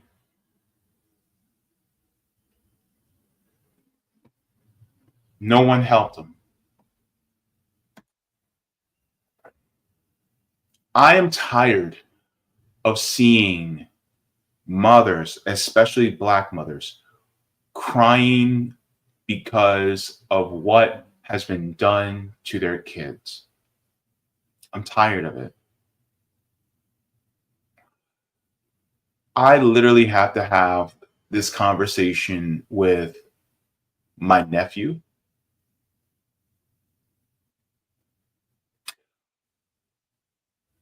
One of my brothers is going to have this conversation with his son because he is not a small kid.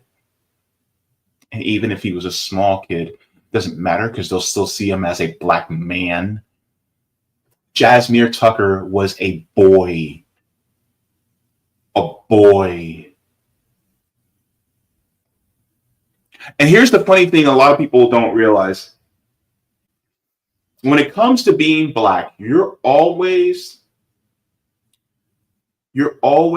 seen as older than what you are. If you're a Black girl, you're always being seen as a grown woman. You can be 12 years old. They'll still think of you as a grown woman, right? And don't get it started on when they start sexualizing them too. Black girls. And then on top of it, us boys, we could be 10, 11, 12. We're seen as grown men. They describe Tamir Rice as a man.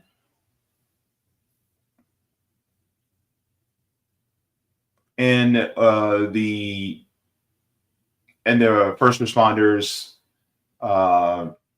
call. They described Tamir Rice as a man. Tamir Rice was only 12 years old, and they called him a man. This is why they'll try us as adults if we do something wrong, even though we're minors. They'll still try to try us as adults.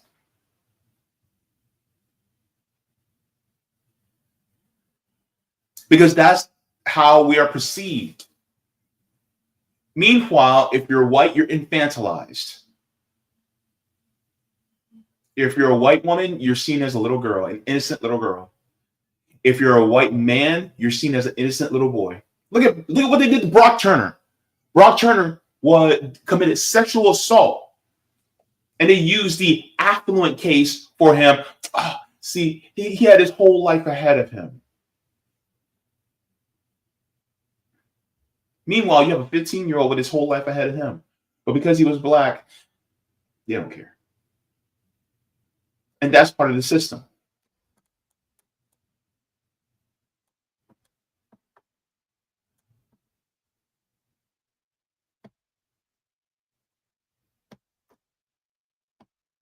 Nobody did anything for her, baby.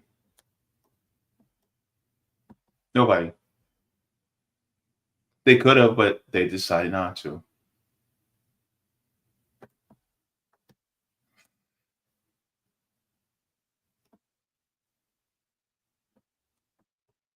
Let me share this as well.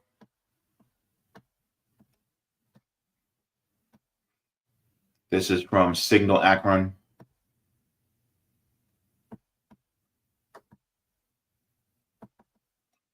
Says answers and accountability. Bishop Mark L. Neal said his community is still searching for hours after Akron Mayor Shamas Malik and Police Chief Brian Harding addressed limited body camera footage that left the numerous questions unanswered. So, Comrade Ohio says, we're past talking. Fire Devin Fields. Fire all APD who render aid. This is policing. They do not need more training to be white supremacists. This is the officer that murdered, allegedly, I want to make sure that I'm correct, that murdered a 15-year-old boy.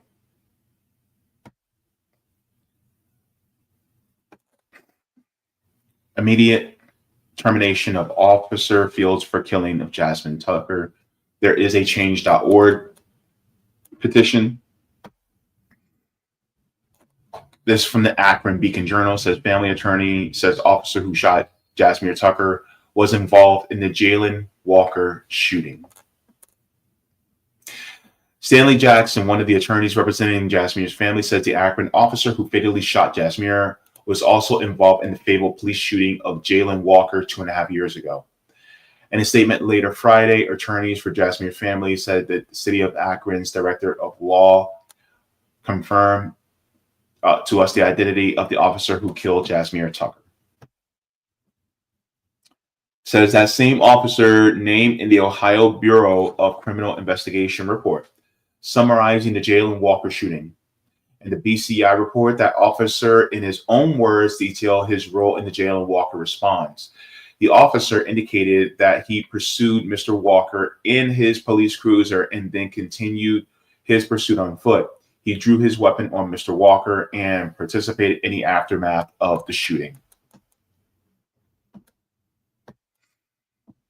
So in the murder and death of another black man, now you have a black boy that was also shot dead in cold blood.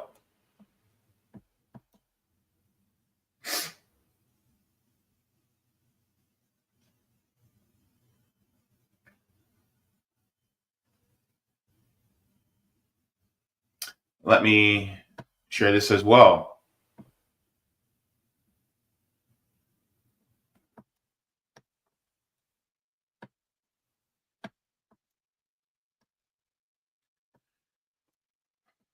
It says, led by Reverend Ray Green Jr., the Freedom Bloc previously called for Harding to be fired as police chief after Harding rejected the findings of the city's independent police auditor surrounding the use of force case where a police officer body slammed a woman.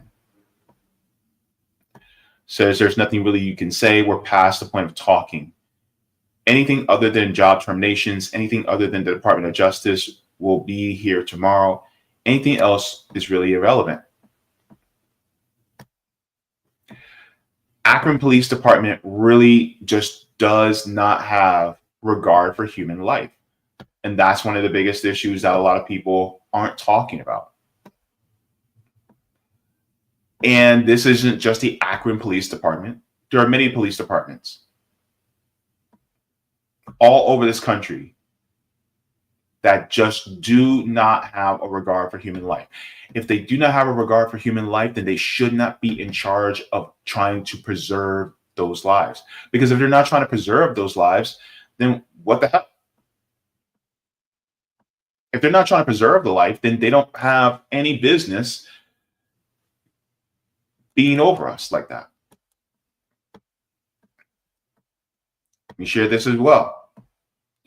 This is from Fox 8. It says Fox 8 spoke to one protester named Tara who did not wish to share her last name. There's no way you can tell me you knew this child had a loaded gun because you don't have x-ray vision. So that could have been my son with a cell phone in his pocket, and you shoot first and ask questions later, and I'm tired. I'm tired of worrying about my son when he walks out the door. The whole system needs to change from within. It is not going to change with just this officer being reprimanded. It's not going to change with that. Says further, the shooting is now being investigated by the Ohio Bureau of criminal investigation. The findings will be submitted to the state attorney general's office and then presented to a grand jury, which will decide if charges should be filed or not. Because it does not matter if that officer is reprimanded. It is a system. The system is the problem. They weaponized his skin and his youth, because the moment they see a young black man, to them, that is the scariest thing in the world. We apparently are weapons of mass destruction, according to them.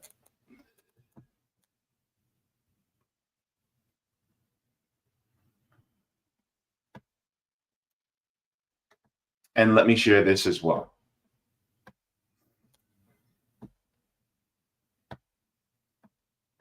Thank you once again to Comrade Ohio for this.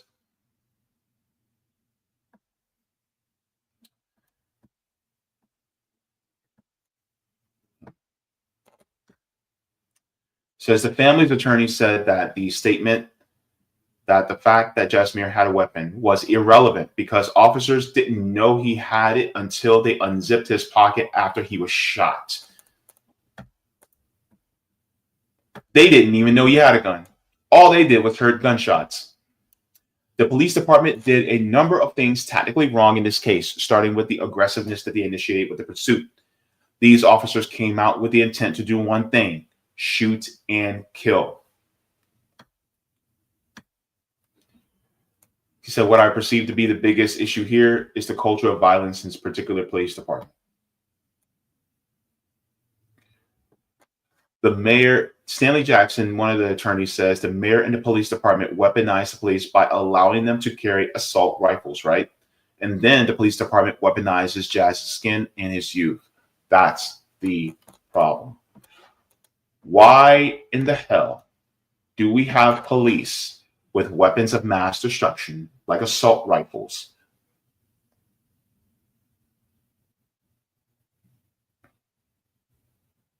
Why are you carrying weapons of war as a civilian police officer around civilians?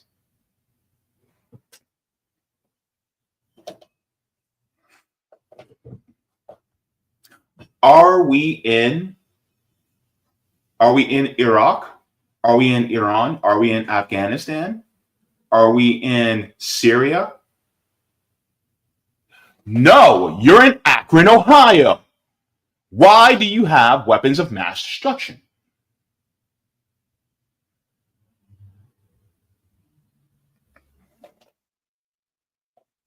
Because that's what they think about us. They see us as enemy combatants, even if we're unarmed.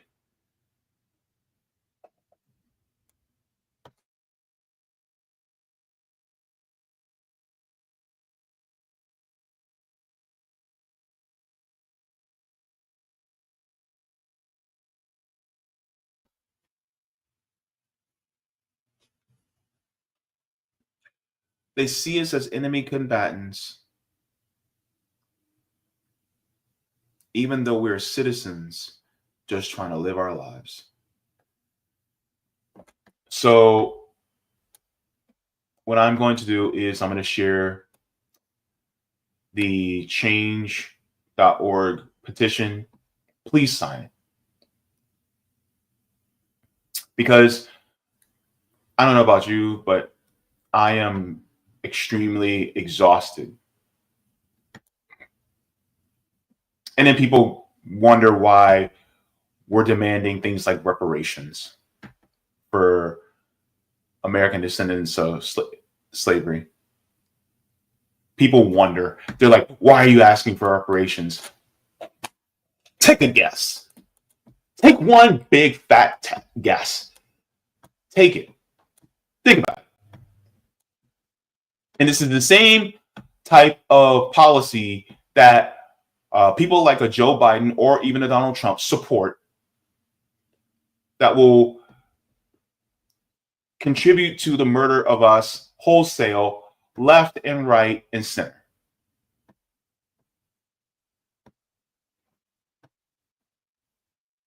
So here's a petition: demand for immediate termination of Officer Fields for killing Jazmir Tucker. We shouldn't have to do this, but we damn sure do.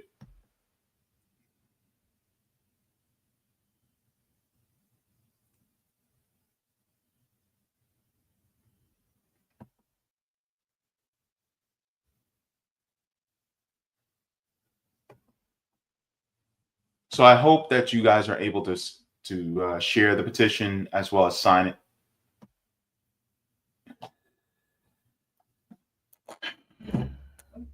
You and me, I know there's a lot more that needs to be done.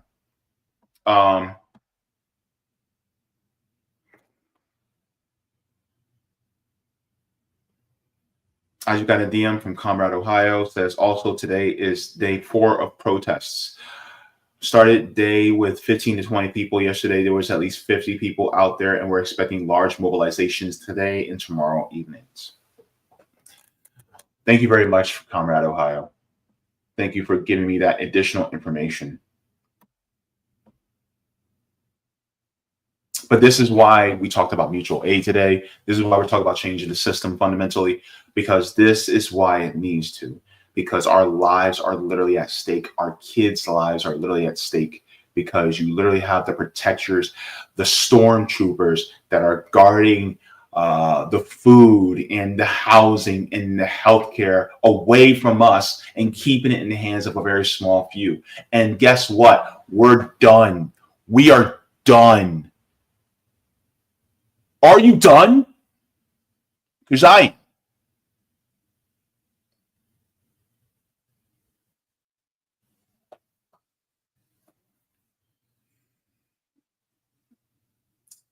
Do what you can for mutual aid.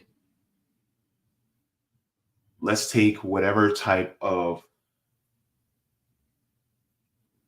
thoughts we have about our neighbor and try to get to know them and build community with the people around us. We got to humanize each other, because they won't. They refuse to. We have to be the ones who change the system. We have to be the change that we want to see.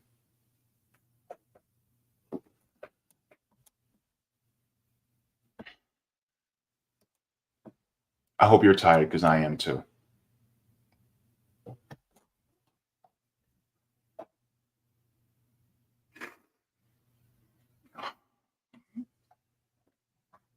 Thank you very much for what it's worth. Let me share this as well, the petition in the chat.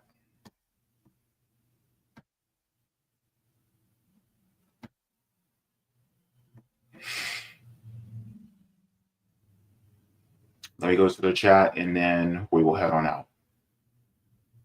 And also do a shout out to patrons.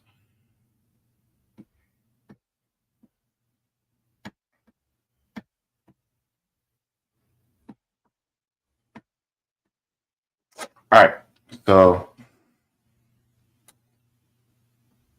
thank you to Roger Meadows. He says Hartman was half right. Even if we had universal health care, that would not mean that we would get treated by the federal government evenly when it comes to serving our health needs. We already see this with how the USDA distributed loans to Black farmers. It's not enough to have the universal policy. We have to be able to establish our own healthcare and medical institutions and American freedmen. There's also applies to people in our community being medically trained. I would like to have an exchange program with American freedmen community and Cuba government, where we can send people from our community to go study medicine in Cuba, so that they can come back and serve our community, working for freedmen in medical institutions and hospitals that we set up where our worker freedmen community own. That's a good point. Also, there's a huge Black population in Cuba. And so when it comes to things like post-oximeters and, treating people who have darker skin tones and things like that, they can also apply a lot of that knowledge here when it comes to us and our community. So thank you very much. Thank you for the tip. Roger, he says the only office leftists need to be running for state legislator in non-CBI states to flip them to become citizen ballot initiative for amendment states. Other than that, if they already live in a CBI state, leftists need to not be running for office, but run citizen ballot initiatives, preferably as amendments instead. Regarding holding police accountable, good news. Cynthia, with this citizen ballot initiative, has been cleared to start collecting signatures. Have her back to inform. Yes, Cynthia Brown is with these Ohio Coalition to End Qualified Immunity. This is more robust and comprehensive, going further than what Colorado and New Mexico did in 2020 and 2021. Key question to ask her is what max you can send up to statute of limitations. Oh, this is Ohio. Definitely bring Cynthia on. Yes. It's going to get on the ballot in on off year numbered year election with our low voter turnout. We're going to have to turn this up. Wait a minute, something just occurred to me. Ohio, that's not have a set deadline to get citizen amendments on the ballot, where it would cancel and you have to start the process all over again. So if they miss the deadline for the 2025 ballot, but it qualifies to go on the ballot after the deadline is passed, then it will automatically go on the 2026 gubernatorial ballot. I think that's the way to go. Comrade Ohio guy, I want to see you out there helping Cynthia gather these signatures. Scotty, Allen, you too, if you're watching. I'm calling on everyone, all hands on deck, baby. Tamir would have been a man today if they had let him live. Yeah, absolutely. Anna Mayer says, over an hour behind, but goddamn, do I love Keith and Henry. Great. Thank you so much. Roger says, yes, sign the change.org petition, but most importantly, make sure to sign if you live in Ohio. Is that a citizen-initiated constitutional amendment to get rid of qualified immunity, where Cynthia Knox from the Ohio-led coalition to abolish qualified immunity comes knocking at your door. Thank you very much for all that, Roger. Let me go and check and see if we have any Rumble rants. That's a good question, Ferguson. Why are police allowed to turn their body cams off? I think that should also be illegal. I think that you should be automatically terminated if your body cam ever gets turned off.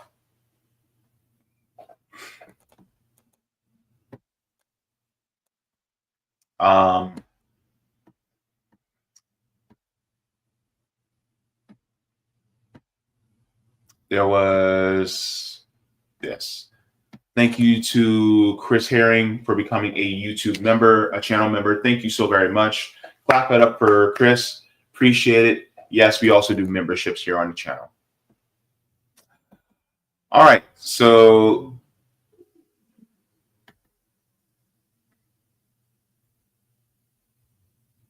yes, David says poppies are opium. Yeah. That's why you can't eat poppy seed muffins and then have a drug test, because they'll show up in drug tests. Savita says Vandana Shova walks the walk. She has shown you can save ancient seeds that don't have hyper gammas or pesticides and have a good yield. Yeah, I want to talk about stuff like that. Stuff like that is really interesting to me. Oh, hyper GMOs. Gotcha. SCH says McHenry was asked 2 questions and he talked for 2 hours. Listening to old timers is the best. Thank you very much, Tim. He said this way. I'm a proud RBN supporter member.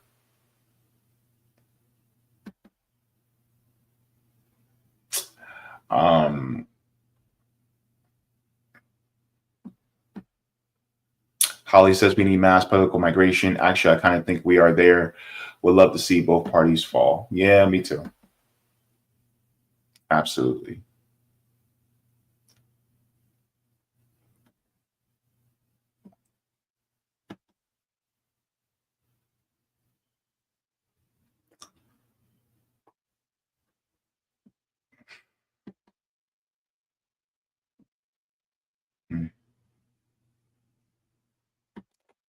Bam says, or the doc and nurses, either easily half of them KKK or hold similar viewpoints.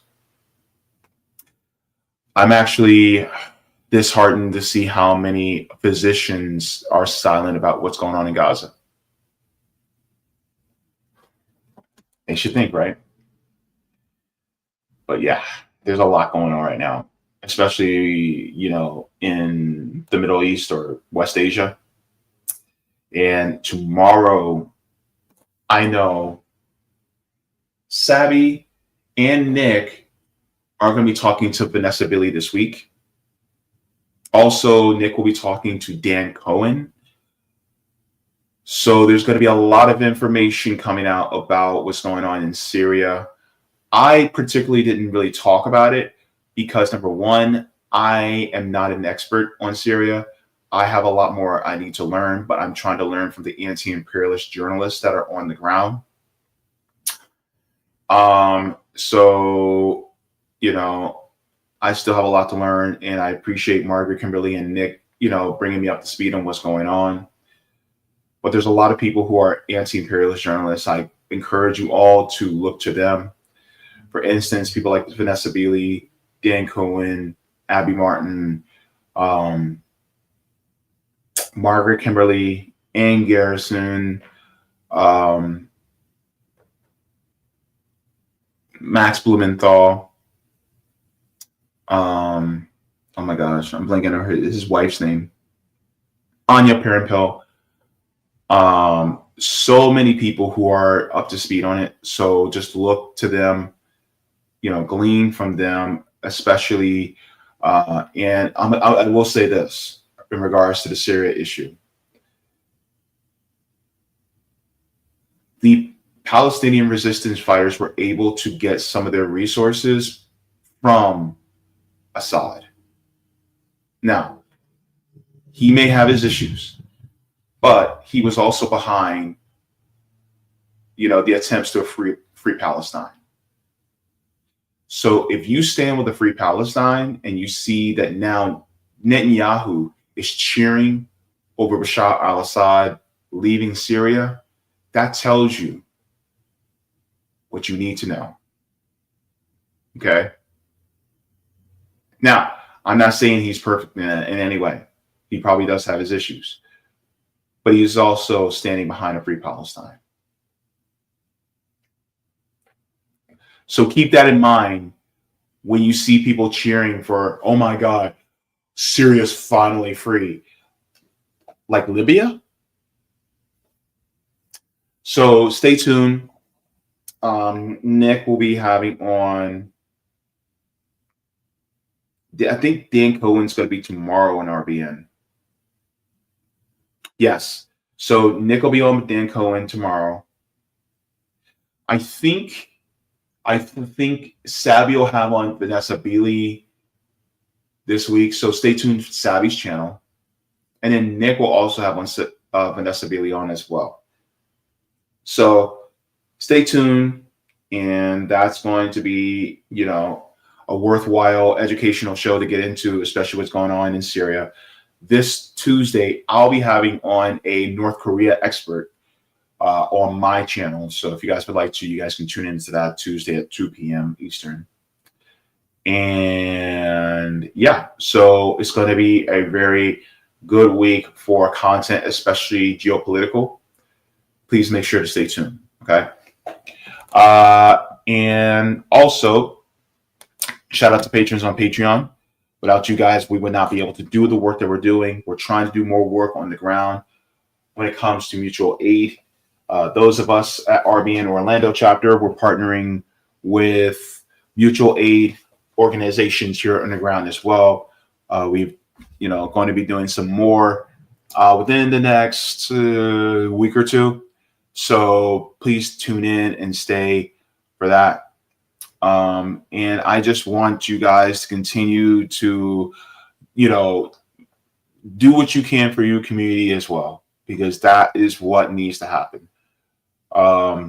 This work is not the easiest, and some of the subjects that we cover are not the most titillating, sexy subjects that you get, in this space, but it's absolutely worthy and necessary so that we can give you guys the vital information so that you are also inspired and activated to try to change this nation for the better, so that everybody has what they absolutely need as citizens. We need an egalitarian, equal, and equitable society.